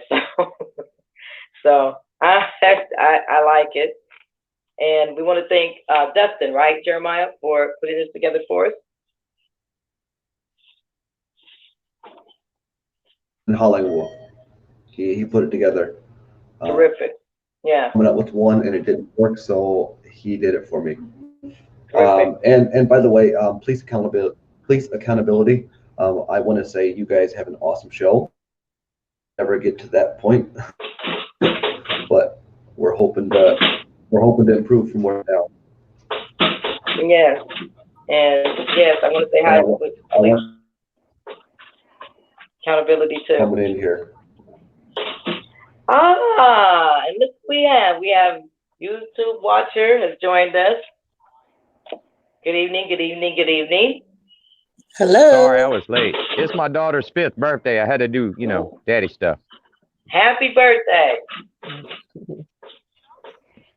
I think that's excusable. Absolutely. How you doing today? I'm good. I got a squishy donut. Now, is that real? Oh yeah, I like those. Those are good. It's like a stress ball or something. I don't know. Yes. But it's Does squishy. yours have a scent to it? No, and I am thankful for that. Yeah, I have some of those squishies. They're great. They're great stress relievers. Those are things that we could definitely use. So while you were gone, we missed you. We went over some things from kind of like leaving off from where we were on the last shows. Just to say it again, that if for those that are just now tuning in, if you're under the age of 18, you hear us begin to talk about some subjects that are about abuse or trauma, neglect, things that are kind of heavy, and you didn't have your parents' permission, we would just ask you to turn that off, go to something different, and then come back, because We don't want to traumatize you, and we don't want to expose you to something that shouldn't be exposed at this day and time. So we Well, appreciate I love you, everybody being. Detroit, but Detroit. you about an hour and 40 minutes late on that PSA there. Oh no, I've been So I iterating need that to throughout the address show. Oh, okay. I'm sorry. No, that's okay. That's okay. That's I okay. need I'm to- just kind of like, I'm sorry. What was What's that? up, Jeremiah? I do an YouTube watcher, but I have to right here. He said I worked with CPS when taking kids out of the homes Mm-hmm. their family and the dangers they were in. Well, unfortunately, not everyone adopted into a loving home. Some people Right. get adopted into abuse. So, They may have went from a CPS matter into a worse matter, and that's what we happen to notice that has happened to a lot of adoptees, that the state thought that they were doing something great by removing us from here, when actually we fell into something else that was the worst situation to be in. And once you feel Detroit, abandonment, I'm sorry, what was that? I was gonna say before we go any further, I for a minute. So I was just gonna play that video again for the ones who did not see it, the intro video, Absolutely. if that's okay. Yeah. So I have no right to exist. Now, I hear this from adoptees. You know, they keep trying to prove they have a right to exist where they feel as if they don't, and they try to hide in the woodwork or something. And there's a feeling of being unworthy or undeserving sometimes among adoptees, unlovable, and having no impact. This business of feeling as if you have no impact can answer a lot of people's questions about what is going on here. What are we dealing with? Because it's not as if adoptees will they take responsibility a lot of times for having been separated from their first mothers. Somehow or other that was their fault. Something was wrong with them, and so they feel this just undeserving kind of thing. But a lot of adoptees, you will talk to them, when they're in trouble, they want to be all by themselves. They don't want anybody, they don't want to talk to people, they want to go in a closet and, kind of isolate themselves. Well, I think that's because they were isolated in the beginning.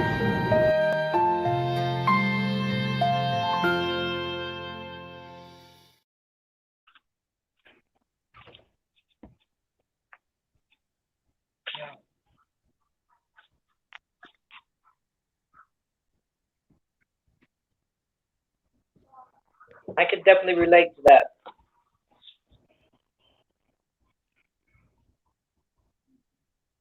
Jeremiah, you kicked yourself off the stream, bro. I left for a second. He's gone. I was like, where'd he go? Well, the plan for tonight was for him to be backstage mostly and just have, me and Detroit up here kind of moderating things. And so he might have decided to do that, and he might need a potty break anyway. So Gotcha. Detroit, did you see there's a comment over here from an Aaron J who is saying that we should, or I'm just starting we as a general, not like about starting a Facebook group for people who cannot talk on camera or on phone. I'm sorry, what was the first thing that you said, that we should do what now? They're saying she was saying we should get a Facebook group going, as she cannot talk about her story on phone or on camera or on mic. Yeah, YouTube, you want to answer that? Because I think you guys were talking about creating or coming up with something like that. Well, if a Facebook group gets created, it'll be Jeremiah doing it, not me. I don't do the Mark Zuckerberg Facebook thingy. But yeah, definitely there needs to be a way for people to put their story out in text form if they're, a little shy about being on camera or having their voice out there. As far as the camera goes, you can see other people have icons up, everybody, you can make one or whatever, and you don't have to be on camera if you don't want to. So, your choice. Yeah, and thank you for that. That's a good idea. And And for those that are out there, like, we know that Jeremiah actually is busy and he stayed busy. And so he's incorporated this show into his life, which is great. And so if someone sees, an opportunity to, just maybe get get something started where you just want to talk like that on Facebook, by all means, start doing that. Don't, never wait and hold back to wait for the other person to do something, especially us being adoptees. When you see an opportunity to reach out to somebody else like that, oh yes, by all means start doing that, because this thing is bigger than us. This thing is so huge to where it's like Jeremiah's just, opening, well, actually just putting the key to lock. We ain't even opened the door on this yet, just the key to the lock. Right. And I see great movement out of this. For me, this is more of a eye-opening awareness for people to see that there was an issue, and now we need understanding. And the issue being adoption, and understanding as to why I'm feeling like this still at the age of 50-something years old. Why? And nobody can answer that. We're not getting, it's not even going away. That's so, it's so amazing to me that it's still not going away. Right. And I really thought that over time, I just kept telling myself, eventually I would get over this, because that's everybody kept saying, well, you just need to get over it. Well, I never even got under it to get over it yet. So, right. And people ask the question. I'm thankful that that this opportunity is here, and to realize that, I'm not the only one at 47. Yeah. YouTubers said, yeah. It's good to know that you're not the only one. Yeah. And also, we're not up here for a pity party or to tell sob stories, as much as it is getting people to understand that we do have a story, and some of it is sappy and sad and stuff, but it's just bringing awareness that there are people out there that deal with these frustrations every day, and they feel some kind of way about it, Yeah, most definitely. Yeah.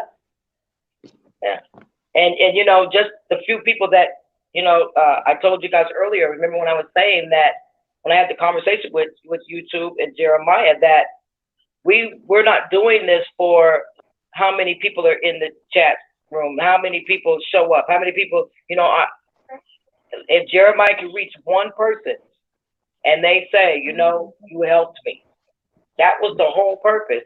Because teach one, learn one, and keep going. We just don't, it's really, for me, I don't want to see another adoptee feel like I feel, or like I have felt on those days where I just want to give up. I don't, I don't.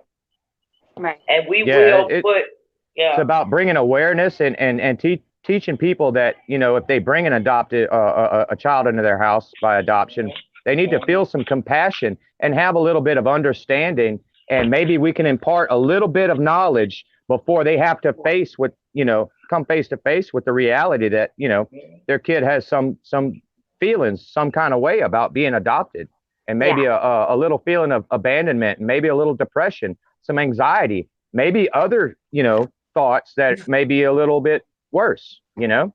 It takes its toll on you, and it's a lifetime struggle. It's not something that you can just snap your fingers and you're over it. It doesn't work that way. Yeah. Ross said some of it just sucks when you don't have your real mom and dad. It hurts. Absolutely, it sure does, and it hurts and it hurts and it hurts. And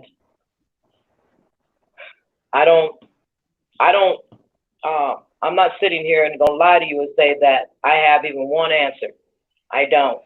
I just know that I can be here to tell you that I definitely understand I empathize and I sympathize with everybody up here and everybody that that's on this channel.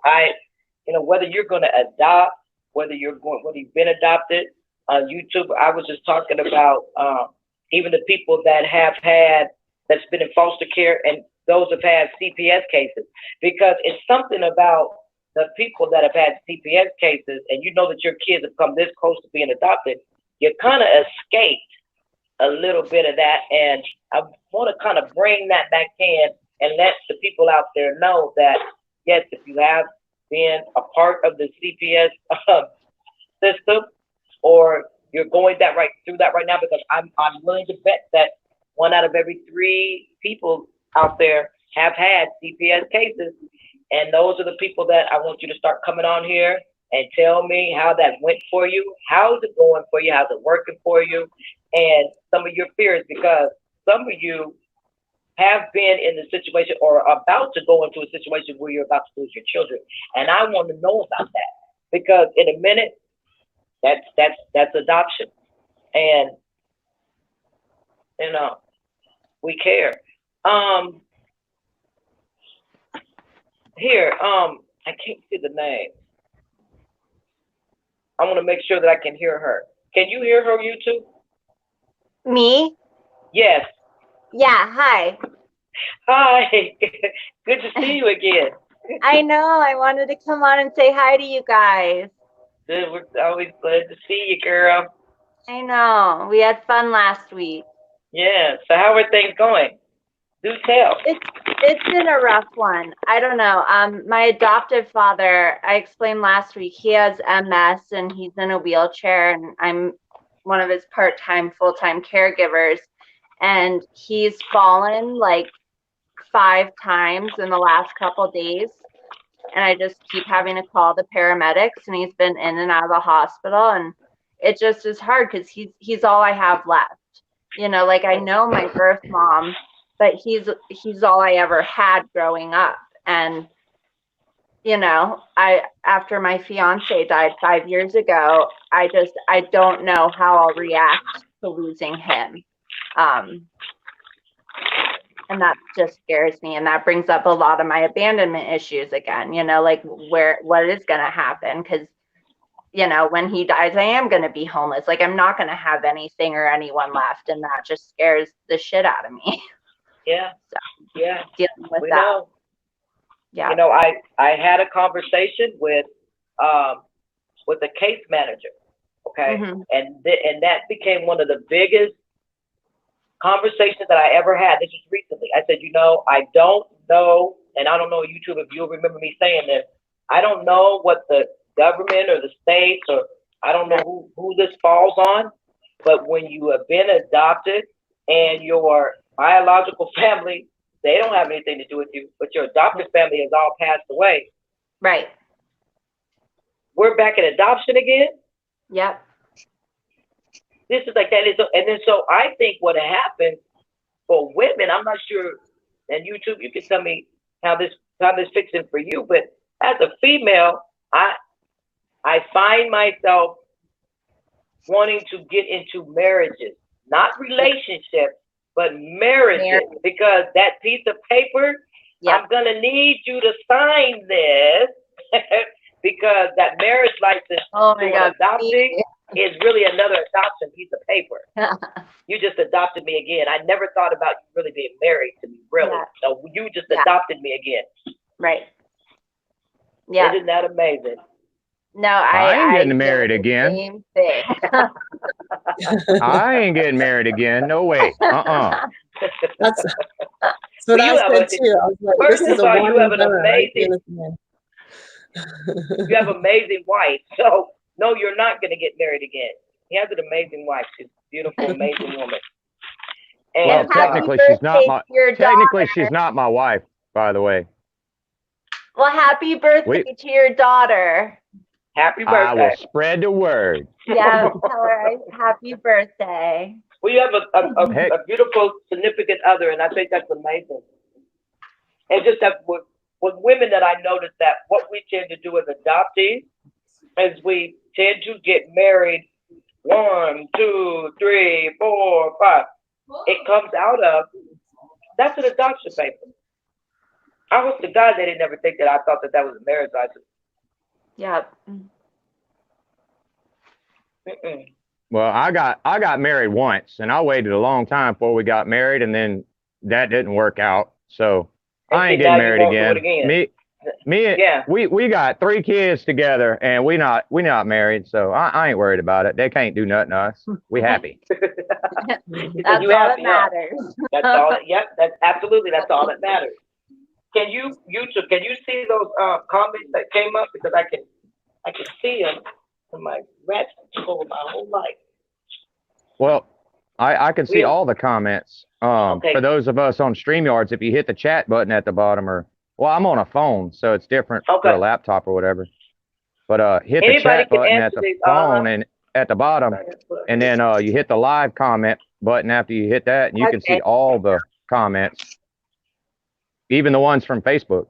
Yeah, I see it. Brad, Yep. you have some great questions and comments too, and I really appreciate that too. Raz.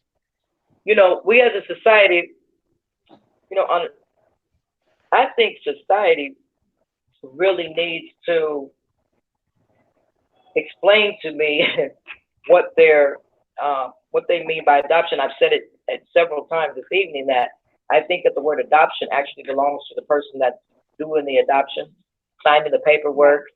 That's not me. And you can call me the adoptee. I think if I've been placed somewhere where I feel safe and I feel loved and included, because if not, and it's just the opposite, then I'm the victim. I'm the super glue to hold this relationship together because you guys wanted to have kids and you couldn't, so you just picked me.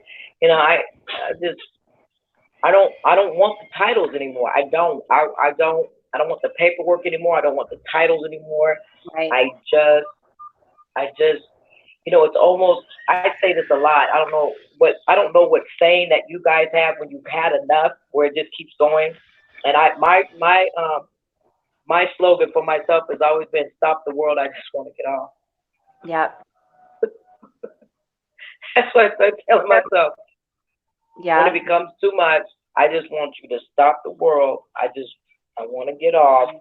And at that point in time, I'm not really caring about who got off with me. Just let me off. I just want to start off. Look, happy birthday! Oh, there's the birthday girl. Happy birthday! Amazing. She's so cute. Yeah. And see, when you're that young, people don't think that kids understand. Oh, they do. We understood. Yeah, we understood when we were that young. In some way, they do. 100%. Caitlin, are you still with us? Yeah. Terrific. So I like talking to Caitlin because here we have somebody that's younger, somebody that's just getting started in this, and it's imperative that we support Caitlin, that we support others out there that are younger, because I don't want her to feel like this when she's my age. I do not. Did I miss something? I was smiling because I'm reading chat.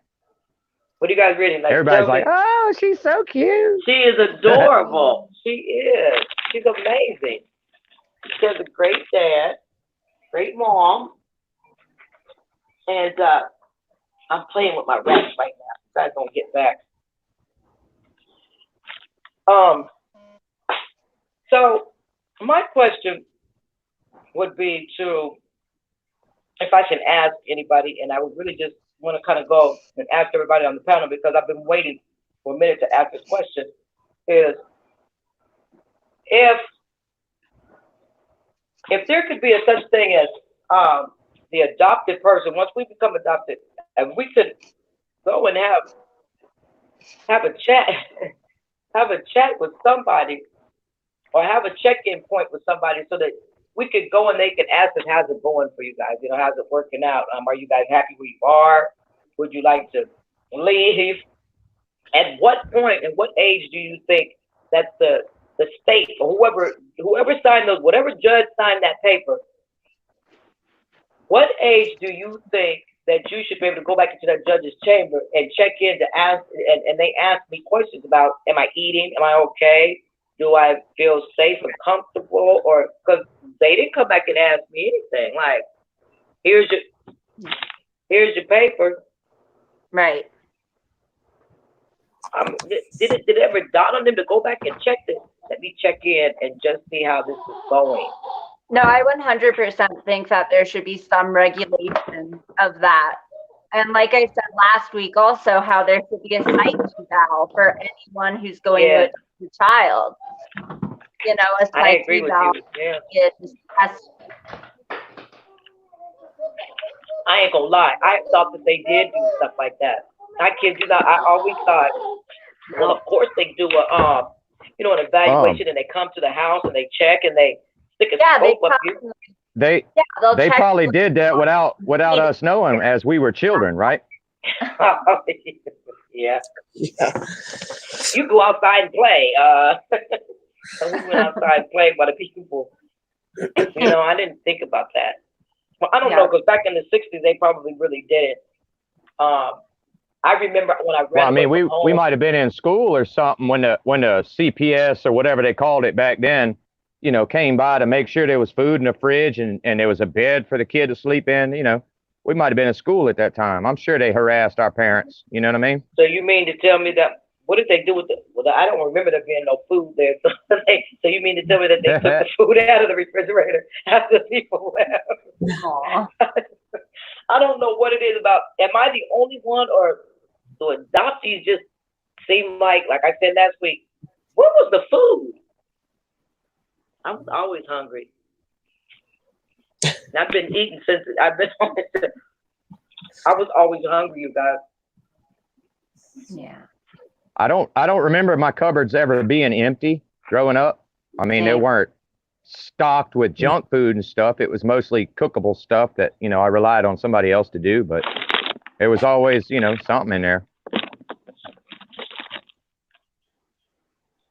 Well, you know what? I'm going to agree with you, YouTube, on that one. There was always something in there. That's the problem. There was always something, though. You know, there was always something in there. Right. But I was still hungry. And I guess right now what I'm feeling is I've always felt like all my life that I've always had to deal with the bare necessities. Well, don't get me wrong. I mean, my cupboards had food in them. And if there was any snacks in there, I stole it and ran out of the house and ate it across the street in the woods somewhere. What I'm talking about. And then I went to my neighbor's house and raided their pantry and refrigerator and whatever else too, you know. There it is. That's what I was talking about. All you adoptees, come on out wherever you are. That's what little kids do. You know what I mean? My son, he ain't adopted. He eats everything he can get his hands on. He'll wake up at 2 a.m. and go in there and raid the pantry, sneak, you know, potato chips and cookies, you know. Oh, that's too cute. It just is, you know. Kids are like that. Well, you know, and I think that's so amazing how you can share your experiences like that with your children, and we can laugh about that and we can enjoy that, because what a lot of people don't understand about adoptees is you know, we can sit here all day, and I like what you said, you two. This is not about a pity party. This isn't about us feeling sorry for ourselves and woe with me. Right. This is about, we're tired of having to feel abandoned. Hide in the shadows. Yes, hide in the shadow, feel abandoned, feel not wanted, and that feeling does not go away.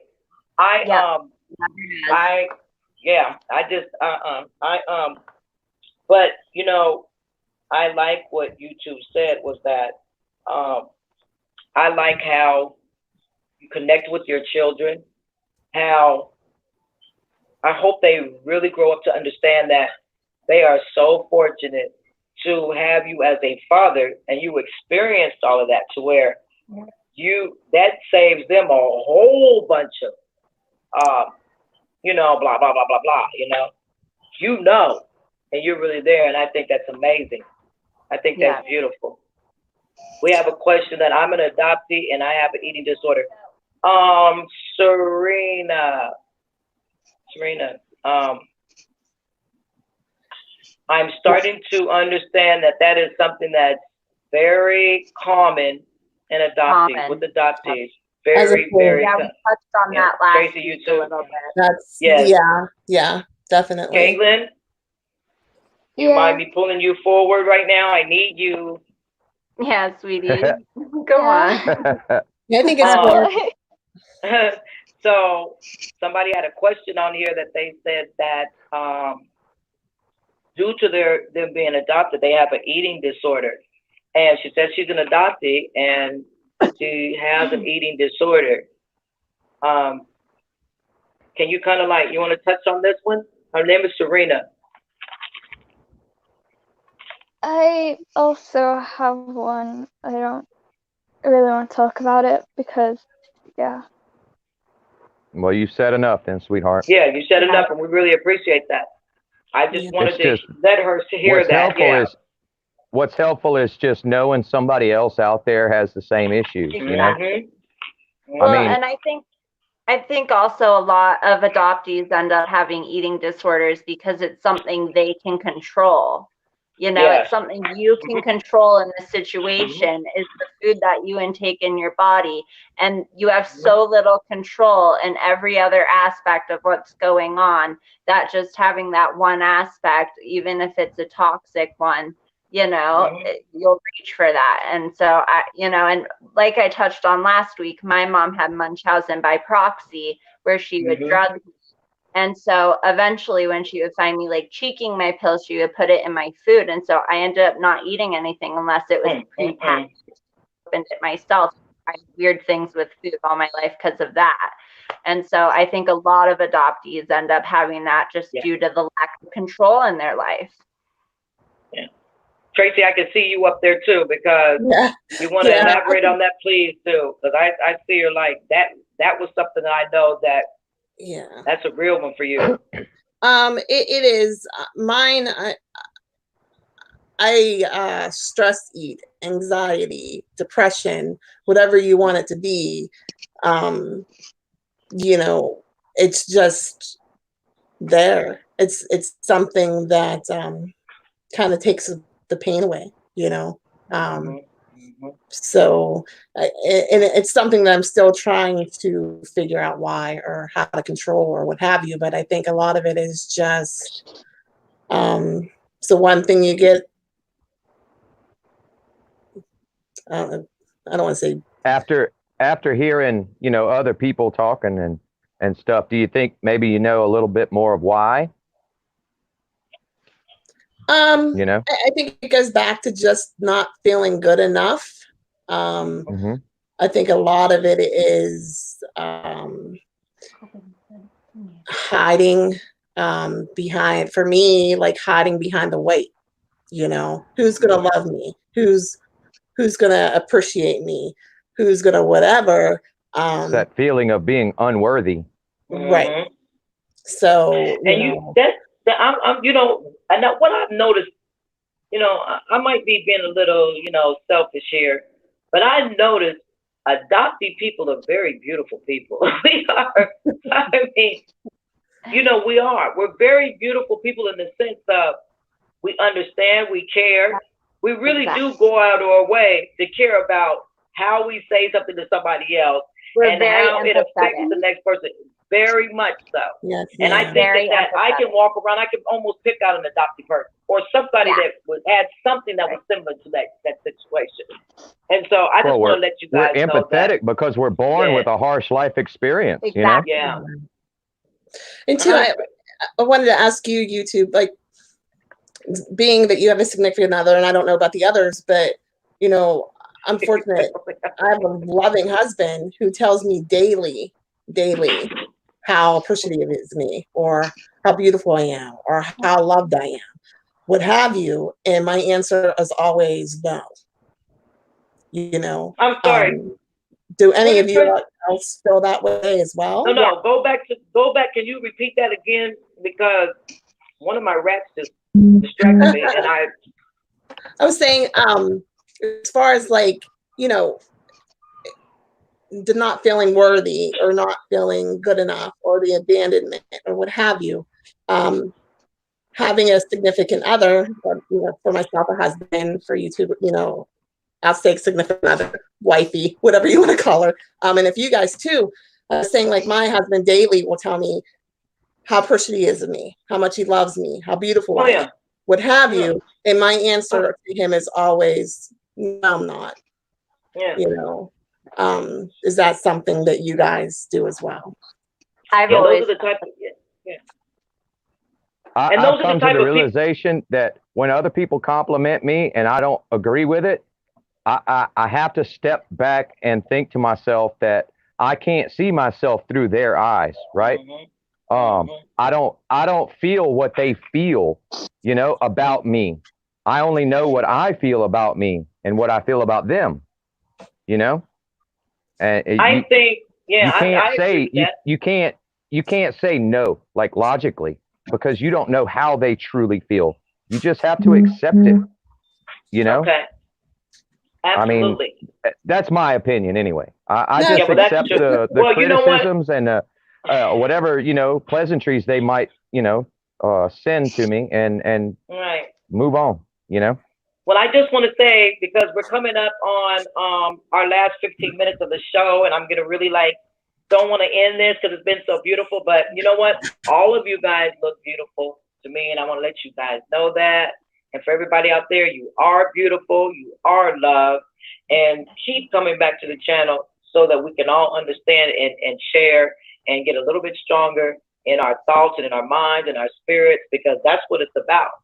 And so with that said, I would like to ask anybody if you have any questions for Jeremiah. You know, we're gonna move on into this last 15 minutes here, and if you have any questions that you have been wanting to ask Jeremiah, please feel free to do so. He will answer them, and if he doesn't, then just ask him another question. And also, this is my sister Tanya, the one who is adopted from Moscow, and so she just wanted to drop in and say hi to everyone. Hi, Tanya. Hopefully she'll join us Tanya, next time in our show. Yes. Tanya, you better join us again. I've been listening to you guys. What's that, Jeremiah? If I was you, Tanya, I'd run right now. Run as far away from us. Wise words. If I were you, Tanya, I would stay afterwards. Yeah, hey, Nostrovia. Nostrovia. So, you know, actually, since we're going to wind this up, I want to say this before we get to wind it up. And let me reiterate this again, that if you're under the age of 18 years old and we start to talk about something that is a little bit abusive and neglectful and not for somebody 18 and under, I'm going to ask you to leave the channel, not because we want you to, but it's not good for you to be listening to that. And I also want to say that if you take a look at our background, we have what's called Adoption Month, which is the month of November, and the ribbon is white. The design is black with a red heart in it. I like that. I want to thank Dustin for that. Justin Emo Howlin' Wolf did a good job on this background. He really did. Yeah, he really did. Amazing. And, you know, thank you guys for even bringing that up so that, you know, it's aware, because a lot of people wasn't aware of that, and I didn't know. So I thank you for that. Also, we want to iterate that if you have thoughts of harming yourself, suicide, if you don't feel like that you're not going to be able to make it until we talk again next week, we also have you can call 800 number, and we're going to get that to you. I will have that number for you before this show ends, and because I don't want you to be out there and feel as though you have nobody to talk to. And I'm sure we can convince Jeremiah to drop those links in the description of this video, and or in the pinned comment underneath on YouTube anyway. Yes, we'll get it to I, you. So I with apologize. that It said, kicked me out because my service left. Like I lost my service, so it kicked me out. So I didn't even hear what you guys were saying. well, what we're gonna Oh, say about is, the suicide hotlines and yeah, other things suicide like that. hotline. And I will get that in a second. Why, before I leave out to get that, I want to say this. If you have a question for Jeremiah, you want to ask him anything, it doesn't matter what it is. If he doesn't answer that question, then ask him another one, and he's going to answer it. I guarantee you, my third question he's going to answer. And we're going to leave it open so you can ask him any question. So I'll start off with what I would like to ask Jeremiah is, have you ever thought about, or have you unsealed any of your records? Yes. I didn't even have to do any of that when I was 21. My sister actually spent 3 years, well, before I was 21. They found me when I was 21, but for 3 years, her and my half brother kept looking for me. So it took them almost 3 years, and then they found me. I didn't have to do a single thing. But we have a question up here. Okay. And I will be back, guys. I promise you. Better hurry up. We got 12 minutes. You will.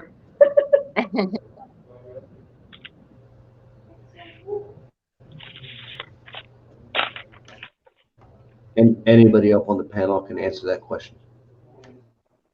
So I'll answer real quick. No, I didn't choke. I only had one question. It was an easy one-word question. I just said why. Everything else was irrelevant. I just wanted to know why. And Yeah, same. yeah, totally asked my mom when I met her, and she answered, and Yeah. I understand and accept her answer, and yeah. Yeah, that's pretty much the same for me. I really didn't have a question. We actually ran into him at the bank parking lot, and my mom asked me if I wanted to meet him, and I said yes. And when she introduced me to him, he said, "That's nice." So there was no questions after that. Wow. I can honestly say it took me a couple days being around them before I was able to ask all the questions that I wanted. Because the first day as I was going to meet them, I had all the questions mapped out exactly the way I wanted to ask them. When it came down to it, not even half of them came out the first day. No, I'm going up to see my mom again and hopefully this week. And I'm a little nervous. I haven't seen her in a while, and she divorced my stepdad, and I just don't really know where her sobriety is.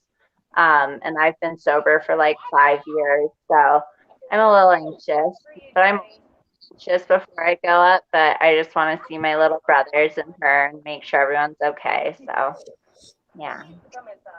It's my daughter's birthday, and she just brought me this That's so as dark. a present. She gave that to me. She's so cute. Oh my gosh, I can't. It's like a little garden bobblehead chicken thing. I don't know. That's so cute. Oh my gosh. Oh, cute. She's adorable.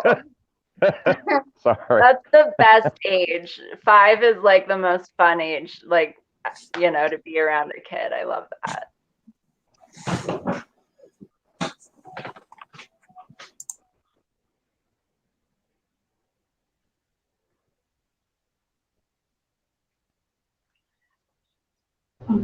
So I am going to post phone numbers into the chat right now. You gonna do what, Jeremiah? I couldn't hear you. I was going to post the phone numbers into the chat right now. Give me 1 second here, and then they will also be in the description of the video. Once this is all done, is going up, then I will make sure these numbers are also in the description. So, police accountability report. Taya,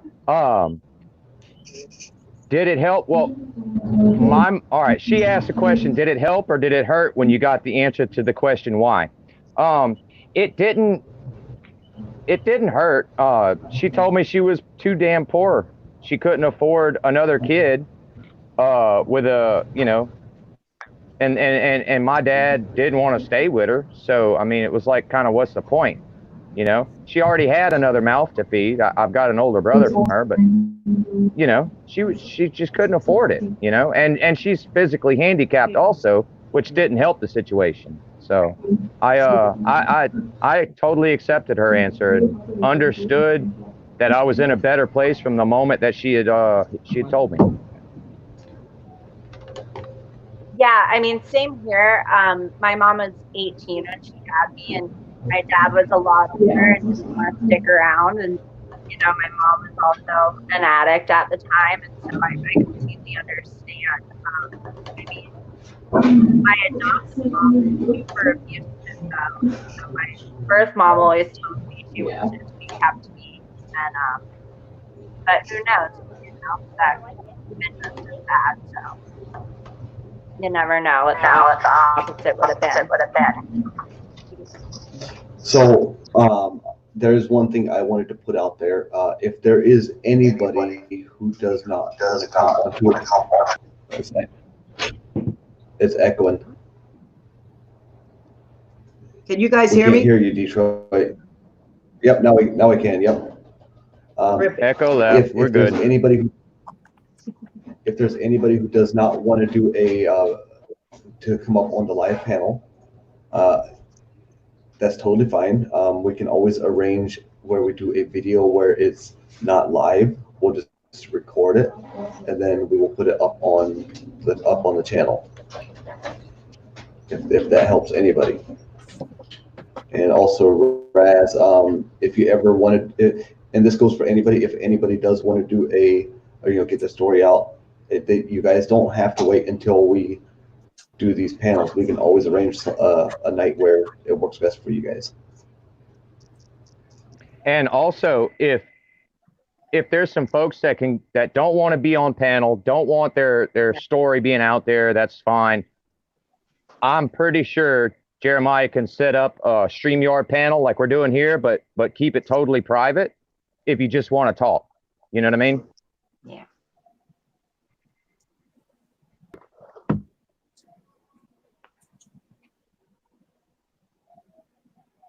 Got to break the silence, guys. Come on now. Did it. I was reading Jimmy Love's comments. So.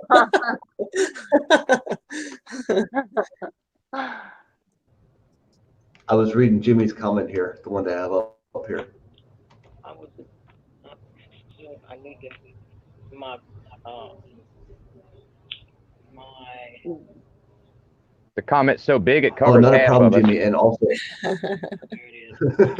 okay, Jimmy, if you ever wanted to put your story out there, if you ever want to talk, get in contact with one of us.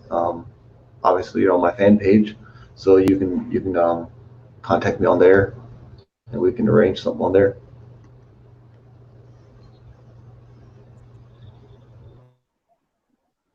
Yeah, and if nothing else, if you want to do face-to-face talk with, some of us or any one of us or whatever, I'm sure Jeremiah can set that up, and we can do a private StreamYard like this where it's not even recorded. You know? Yeah, I don't have a problem with that. So did everybody get the hotline number? Jeremiah posted them in the chat, Detroit. Into the chat. Perfect. That's and then beautiful. I'm also going to put it into the description of the video, and I will also have it into the top at the top of the comments. Perfect. And then we also have the number for the UK also. So yes, I put both of them there. And this goes for anybody. If it takes another video tomorrow, we will definitely do that. Whoever's available can jump on as far as like YouTube watcher in Detroit. This doesn't have to be a certain day. I'm here every day of the week. So if somebody wants to get the story out there and wants to talk, I'm more than happy. Right. And we appreciate you very much, Jeremiah. I want to say again that this is something that has been very passionate to Jeremiah, and how it came about. Like I said, when he was on the show, he just spilt his heart. Let people know how he felt about being adopted, because I don't think a lot of people even knew that, and I don't think that they really even knew the story. But I just once again want to really thank him for being, understanding and being supportive to other adoptees. Because if it had not been for you doing this panel and showing up, people like me, like you two, like Tracy, all of us on there, Caitlin, all of us on here, we would, I don't know what I would be doing, but I know that I was stressed, and I know I was depressed, and I knew that, I felt like I was sinking. And this is perfect. This works for me. And for anybody out there, now, Detroit, I know I talked to you and YouTube Watcher on the phone, and I've told you guys this, but I don't think I've put it out there into the public. So anybody who has watched our show, they know exactly what theme we're talking about, where I literally broke down, right? And I just spilled my guts, just to be blunt. While I was sitting there bawling my eyes out, and I was saying the stuff I was saying, I kept looking at my wife, and in my mind I was screaming to her, telling her to shut me up, stop me, but I couldn't. So that just tells me it was literally meant for me to put it out there, and then for me to actually even show where I had the word worthless carved into my stomach with a razor blade.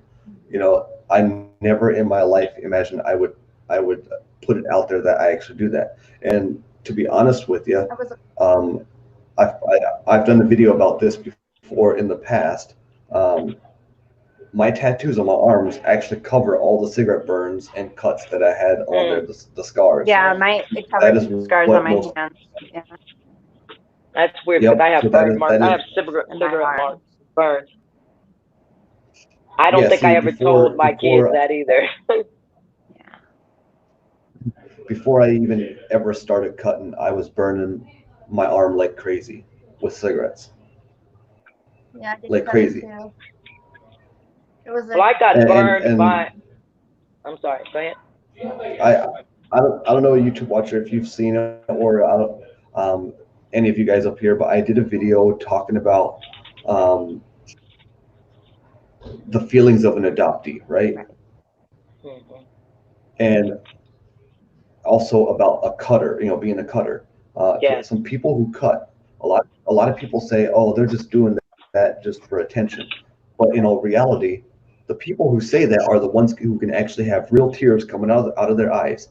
Okay, when people cut, okay, the feeling that they get and the blood that comes out, that is them crying their tears. That is their way of releasing their pain.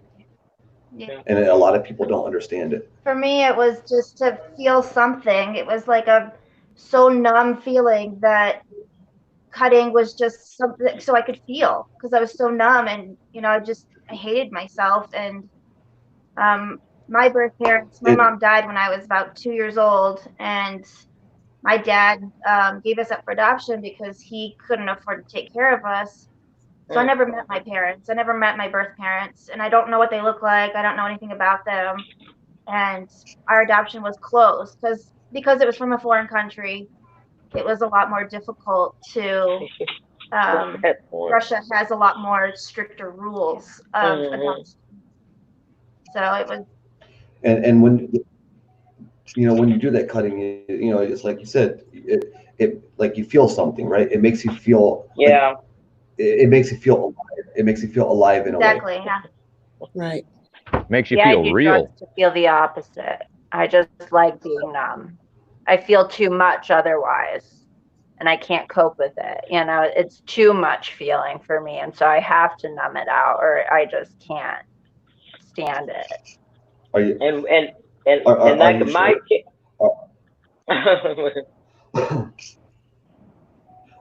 So I got a question. You said you feel too much. Are Jeremiah, you sure you feel too much? Well, like I'll just constantly Um, like I have panic disorder as it is, and so and right. and you know, if once I got sober, I developed agoraphobia. I couldn't even leave I the know what you house. mean. Like, it gets overwhelming, Now, and it'll happen out of nowhere, and then I'll have anxiety about when it's going to happen, and that prevents me from doing things. And so it's like a constant just going, you know, and it is nice to have it stop once in a while. But now that I've been clean for 5 years, it's hard to find alternative ways or healthy ways to cope with all of it. and every Well, I day think that I that's try why. to push my. Sorry, Detroit. There's a lag in No, that's the okay. conversation here. But every day I try to find a way to push the boundaries, to push me out there a little more, because I myself get anxiety, right? Anxiety, depression. You know, I'm not ashamed to say that I take Lexapro, right?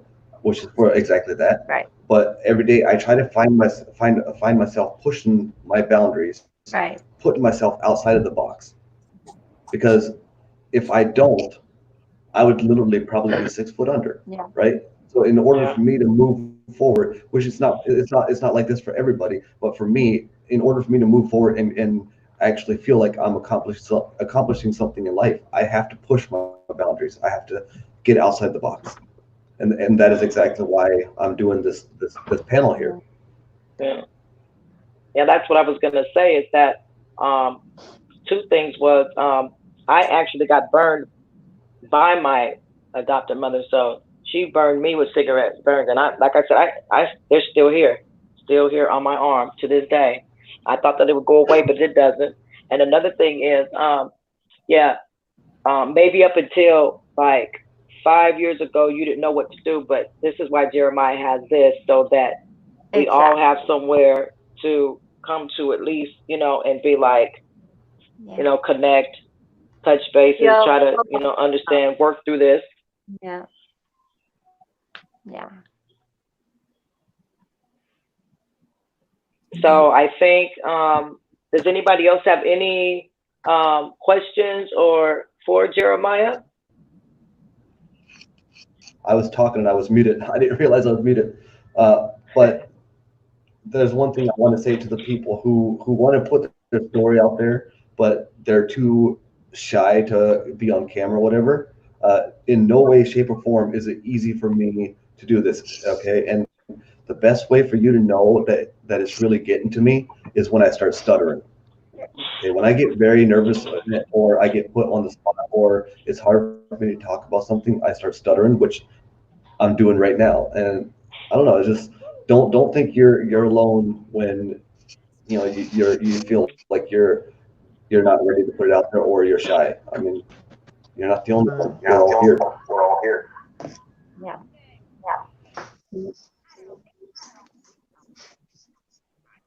Can you guys still hear me? Yeah. Yeah. Okay, perfect. There's a bit of a lag. YouTube's sorry, open what? somewhere. Not me. Yeah, somebody's echoing. Sorry for the darkness. I'm doing stuff. It's my daughter's birthday. I'm letting her sleep in my room. Aww. Such a great father. See, why couldn't I have a father like that? Like, I don't understand. Well, my adopted father was great, but you know. Because you older than me.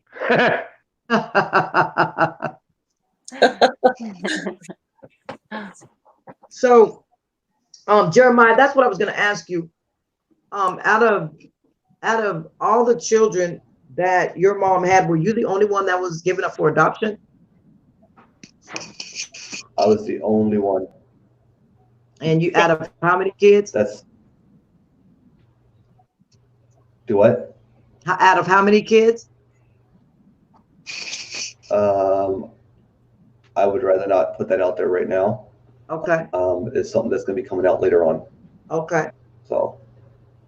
But yeah, you know, that becomes a problem for a lot of people too, is when you know that your parents had, or that you have other siblings, and it's like for my case, I was the third child that was born, and then my biological mother had 6 kids. And I always ask myself, how the heck did I get stuck in the middle? And I mean, like that really felt real personal because here you, I mean, like, you know, 6 and you would, and I'm like, and I hate to say this, but you almost, if a person says, okay, well, I was 15 years old, I had a child, I gave it up for adoption, and that was the first child, you might say, okay, still doesn't make it feel any better. But when you go 1, 2, 3, 4, 5, 6, and then you start going 1, 2, we're taking you out of there, and then I have 3 more after me. What could have possibly have been? I've been her reasoning, because if the reason was all 3 of her kids, all of her kids were step kids like that, like stair kids, right? On top of each other. My brother and sister is only 10 months apart from each other. And then me and my sister's only 12 months apart. Okay, so you gave me away because, let's say, my color was too dark, and then you had 3 kids back to back to back. Well, after you gave me away, the next 3, what do you think they came back to back to back? Nothing changed. The behavior didn't change. And see, I will say this, when I was 21, I did meet my biological family, which I said this last time too, but some people didn't hear it. So I did meet my biological family, and I was actually good with them for a bit. You know, I guess money can buy happiness, money can buy love, I guess, or they can buy your family. So when the money kind of got shut off, they all kind of turned on me. And I even have screenshots where my biological mother said that she has all the kids around her that she loves. So it's just a bunch, yeah. Yeah. And I don't know. Some of the, once an adoption has, I want to say one thing. I'm sorry, what'd you say, Jeremiah? Go ahead. It's kind of difficult with the leg, so. Once an adoption has become finalized, I still say somebody needs to be checking in with us. Yeah. Somebody. They just don't finalize a piece of paper and you didn't check in. Like, did they? I saw the question, but it was gone so fast. I'm just appalled at how many of us didn't have somebody check in to see if we were okay. Ask me was, you know, again, I think there were people there checking. I just don't think we were aware of it because we were children and oblivious. So they don't talk to the kids. They just look around the house to see how nice the house is. I mean, we had a nice house, nice camper, nice boat. You know, my parents both had nice jobs, nice cars, trucks too. And, you know, a home that I lived on the Selva Beach. I mean, oh, you're living by the beach. You gotta be okay. Right. Girl, going skiing and all that stuff. Shoot. Horseback riding on the beach. You was fine. That's why they knew you was fine. That they didn't come to have to talk to you. They knew you was good. You know. So let me respond to Shannon's question here. Yes, I was the 4th to the oldest one. I was the only one that was adopted. So let's put it this way: there was a few older than me, and there was a whole shitload younger than me. That's ridiculous. If that answers your question. That is ridiculous.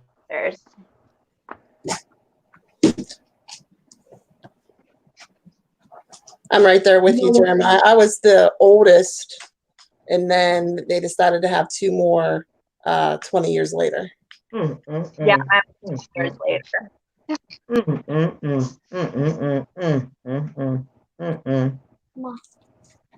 I'm the youngest in both my families, so. Well, you know what? I'm still the middle in both. I digress. I'm the youngest of 2/3 of my families. Well, I'm still right in the middle. If that means anything, I'm right in the middle. There you go. Right in the middle, no matter on what side of the family, the middle child. What's that, Jeremiah? About the middle. I'm the middle. I have no. I have no problem with putting this out there. Okay, a lot of people think the Amish are so innocent. They think they're so godly and they're so awesome. But I'm going to tell you right now, there's more sexual abuse going on versus father daughter in the Amish community than anywhere else I've ever seen or heard of. And the way they treat their kids, we're nothing but I hate to say this, but we get a lot of them get treated like animals. Okay, Wow. especially if you're adopted, because here's the thing, when a lot of Amish people, and not all of them are like this, but a lot of them are, they look at us almost as if we're a babysitting, like a kid they're babysitting. The minute you're 18, you're absolutely nothing to them if you're not doing exactly what they want you to do. So, my adoptive parents, they had 2 of their own, they adopted 5. Where's everyone at? If you look at every single one of us, there were 7 in my adoptive family. So out of the 7, only 1 of them is Amish. The rest all left. Okay.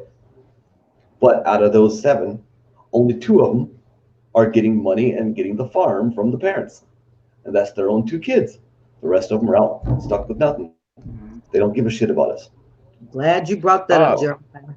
And I, you know what? Can I didn't address know. something that was in the comments real quick? Mm-hmm. Let's see.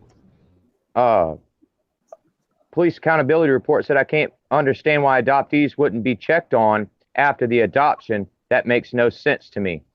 What I want to say is, as an adoptee, and I wasn't in an abusive home or nothing, I'm glad that I didn't get checked on, because that would have made me feel more of an outsider and more excluded. Oh, I see. If that makes any sense. Yeah, I see what you're saying. Like, I'm glad I was oblivious if they were coming in and checking the refrigerator and making sure I had a bed to sleep in. They would have pulled you know out. what I mean? Because I think I might have felt a little bit differently about the state when I was younger. You know what I mean? Mm-hmm. Well, I want to go back to, I appreciate exactly what you said, YouTuber, because I probably would have felt, now looking back, really kind of odd that they pulled me to the side. But I just wish they would have asked me when I got older, how did it go? How did that work out for you? And I would have politely told them no. But I want to go back to you, Jeremiah. Thank you for sharing what you just did, because all my life, for some reason, like everybody else, here I go, I always looked up to the Amish, and I was like, I just want to be just like them. Why the rest of the world can't be perfect like these people? Like, they living a good life, right? They ain't bothering nobody. They ain't using up nobody's car fuel, no gas. They ain't taking up no space. These people are doing the right thing. And lo and behold, my ignorance, see, come to find out, he's going through the same stuff that I'm going through over here. And I know it had to have been worse, because you're in a community where everybody now is functioning like that. Not just every other family, but all of them. That's crazy. I'm sorry that happened. Crazy. I was never naive to the fact that the Amish people didn't get all the way down to Florida with a horse and buggy. You know what I mean? They using somebody's car. Well, I'm so ignorant. I swear to God, I was just like, this is Little House on the Prairie 2020, right? I'm like, this is, I just wanted to be white and Amish. That's it. That was it. I would have rather been white and Amish and black and on the beach riding a horse. I mean, it sounds good. But that looked like the good life. I mean, really. And how ignorant for me. I told you that earlier, that in my thinking, I'm the only one that was ever adopted. I'm the only one that was ever black and adopted. I was the only person that, just me. You guys didn't even exist. It was just me. I was the only one, and there's no way you can understand, right? And so now I'm looking at the Amish people, and they're going by in the buggies, and I'm looking at my mom and thinking, I swear to God, I'm doing just like this. We're going down the Kentucky Road. I'm watching the Amish man in the buggy, and I look over at my mom, and I'm like looking at her, and I'm looking at them, and I'm looking at my mom, I'm looking at them, and I'm now looking up to heaven saying, why did I end up in the car and not in the blood? So there's something that I'm going to put out there, but I'm not going to go into too many details. Be careful. Yeah. So my adoption was pretty much illegal. I'm not going to go into too many details, but my grandparents used to live on the reservation, Native American, and they left. Totally wanted nothing to do with the res. So according to the laws, I should have been adopted, or the res should have had the first chance to adopt me back, but I never heard that they did, right? So in a sense, I was kind of like illegally adopted out.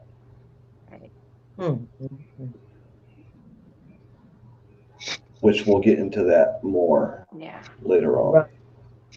I'm hoping that who's ever listening and watching and everything, I want to say again, I just want to put this out there that the background, that's the national ribbon for adoption month of November.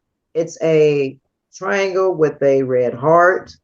Thank you for that. And we want to thank once again, Hollywood, right? Is that his name?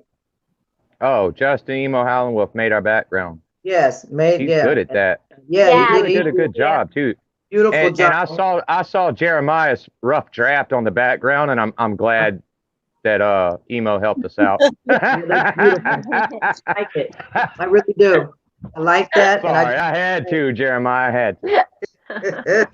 I know. If I didn't know you that good, I would show up at your house with my size 10.5 shoe up your ass. Hey, we both have to go to the you hospital. come to my house, buddy. I'll give you a hug. We're gonna end up going to the hospital because I want my key back and you want it out of your ass. No. If anybody wants to get that tattooed on them, there it is. And I knew it would get quiet then when I mentioned getting this tattooed. I was gonna do it too. Yeah, well, I like it though. I really do like it. And yeah. And I'm glad that we looked that up. And then also, once again, Jeremiah has posted the hotline numbers and made it available for anybody that, is having suicidal thoughts, or you're just suffering from depression, having thoughts about why am I adopted, and call these numbers, and so that you don't feel as though you don't have nobody to talk to. And yep. I'm glad that we had the opportunity to be here, do this. This is like, and we're going to continue this.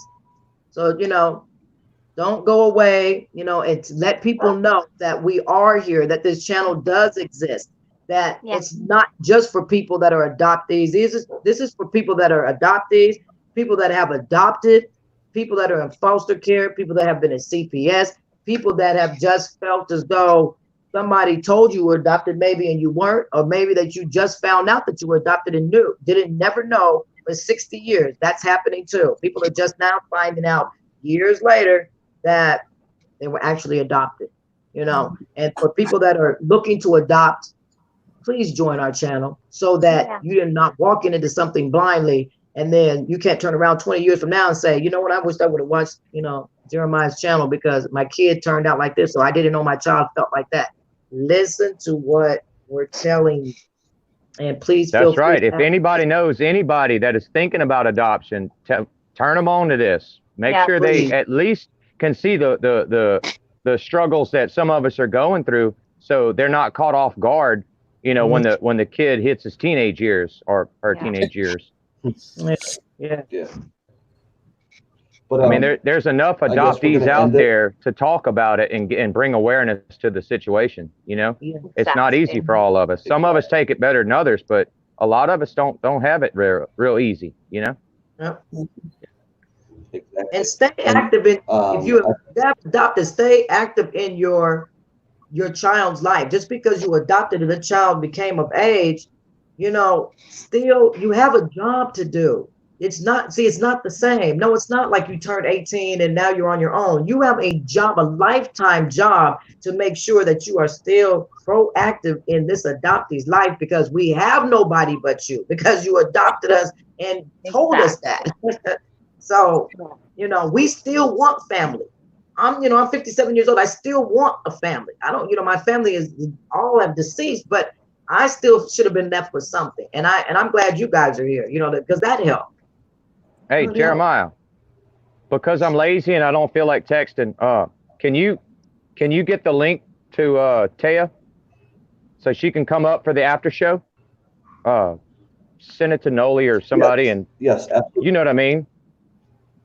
Because after the party, there's an after party. Because I think a So- lot of this stuff, could play into her show. You know what I mean?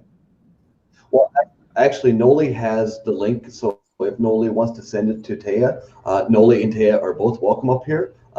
Anybody, like if anybody's on the panel right now, what's going to happen is I'm going to end the stream. If you guys stay on, it's going to strictly be us. Nobody out there can hear us. So it's up to you guys. And then if Noli and Taya come up, I'll just keep switching us around so we all have a chance to talk to each other. So if Noli is still out there, if you want to give that to Taya, I would love to have a conversation with both of you up here on panel. Taya just dropped a comment a second ago. If nothing else, she can. Yeah. Okay. So we can do that. Let me check this. But Taya, go get the link from Noli. So I think with that said, we're about to close out, right, Jeremiah? Yes. I want to say something to Taya. I will actually, once this ends, I will call Noli D, and I will get her to send you the number, or the not the number, but the link. So unless you can get it from her, even when the stream is ended, you can still come up. It still comes up to it. So she said she'll be right back. We're gonna end. She's gonna she'll get it from her. All right. So we're gonna end this. And if anybody wants to do a video before we decide to do one, just let us know. We will get it all set up. If you don't want to do one live, we will do a recording of it and then we'll put it up. But I do. Or we can make it completely private. Yeah. Yep. Oh, absolutely. We're also here to, if people just want to talk, we can do a private panel, and bring people up here and just talk if they don't want to do a video. But I appreciate everyone that came up on the panel. I appreciate every single one on Facebook, Periscope, and YouTube who tuned in for this. We appreciate you guys. So not now, maybe later. I'm suspect that you already have the link. Yeah. Not now, maybe later can also come up as well. I will get the link to him as well. So like I end my videos every single time, stay positive, keep looking forward, because that is the only way you will ever get anywhere in life. Until next time. I have no right to exist. Now I hear this from adoptees, you know, they keep trying to prove they have a right to exist where they feel as if they don't, and they try to hide in the woodwork or something. And there's a feeling of being unworthy or undeserving sometimes among adoptees, unlovable, and having no impact. This business of feeling as if you have no impact can answer a lot of people's questions about what is going on here, what are we dealing with? Because it's not as if adoptees will they take responsibility a lot of times for having been separated from their first mothers. Somehow or other that was their fault. Something was wrong with them, and so they feel this just undeserving kind of thing. But a lot of adoptees, you will talk to them, when they're in trouble, they want to be all by themselves. They don't want anybody, they don't want to talk to people, they want to go in a closet and, kind of isolate themselves. Well, I think that's because they were isolated in the beginning.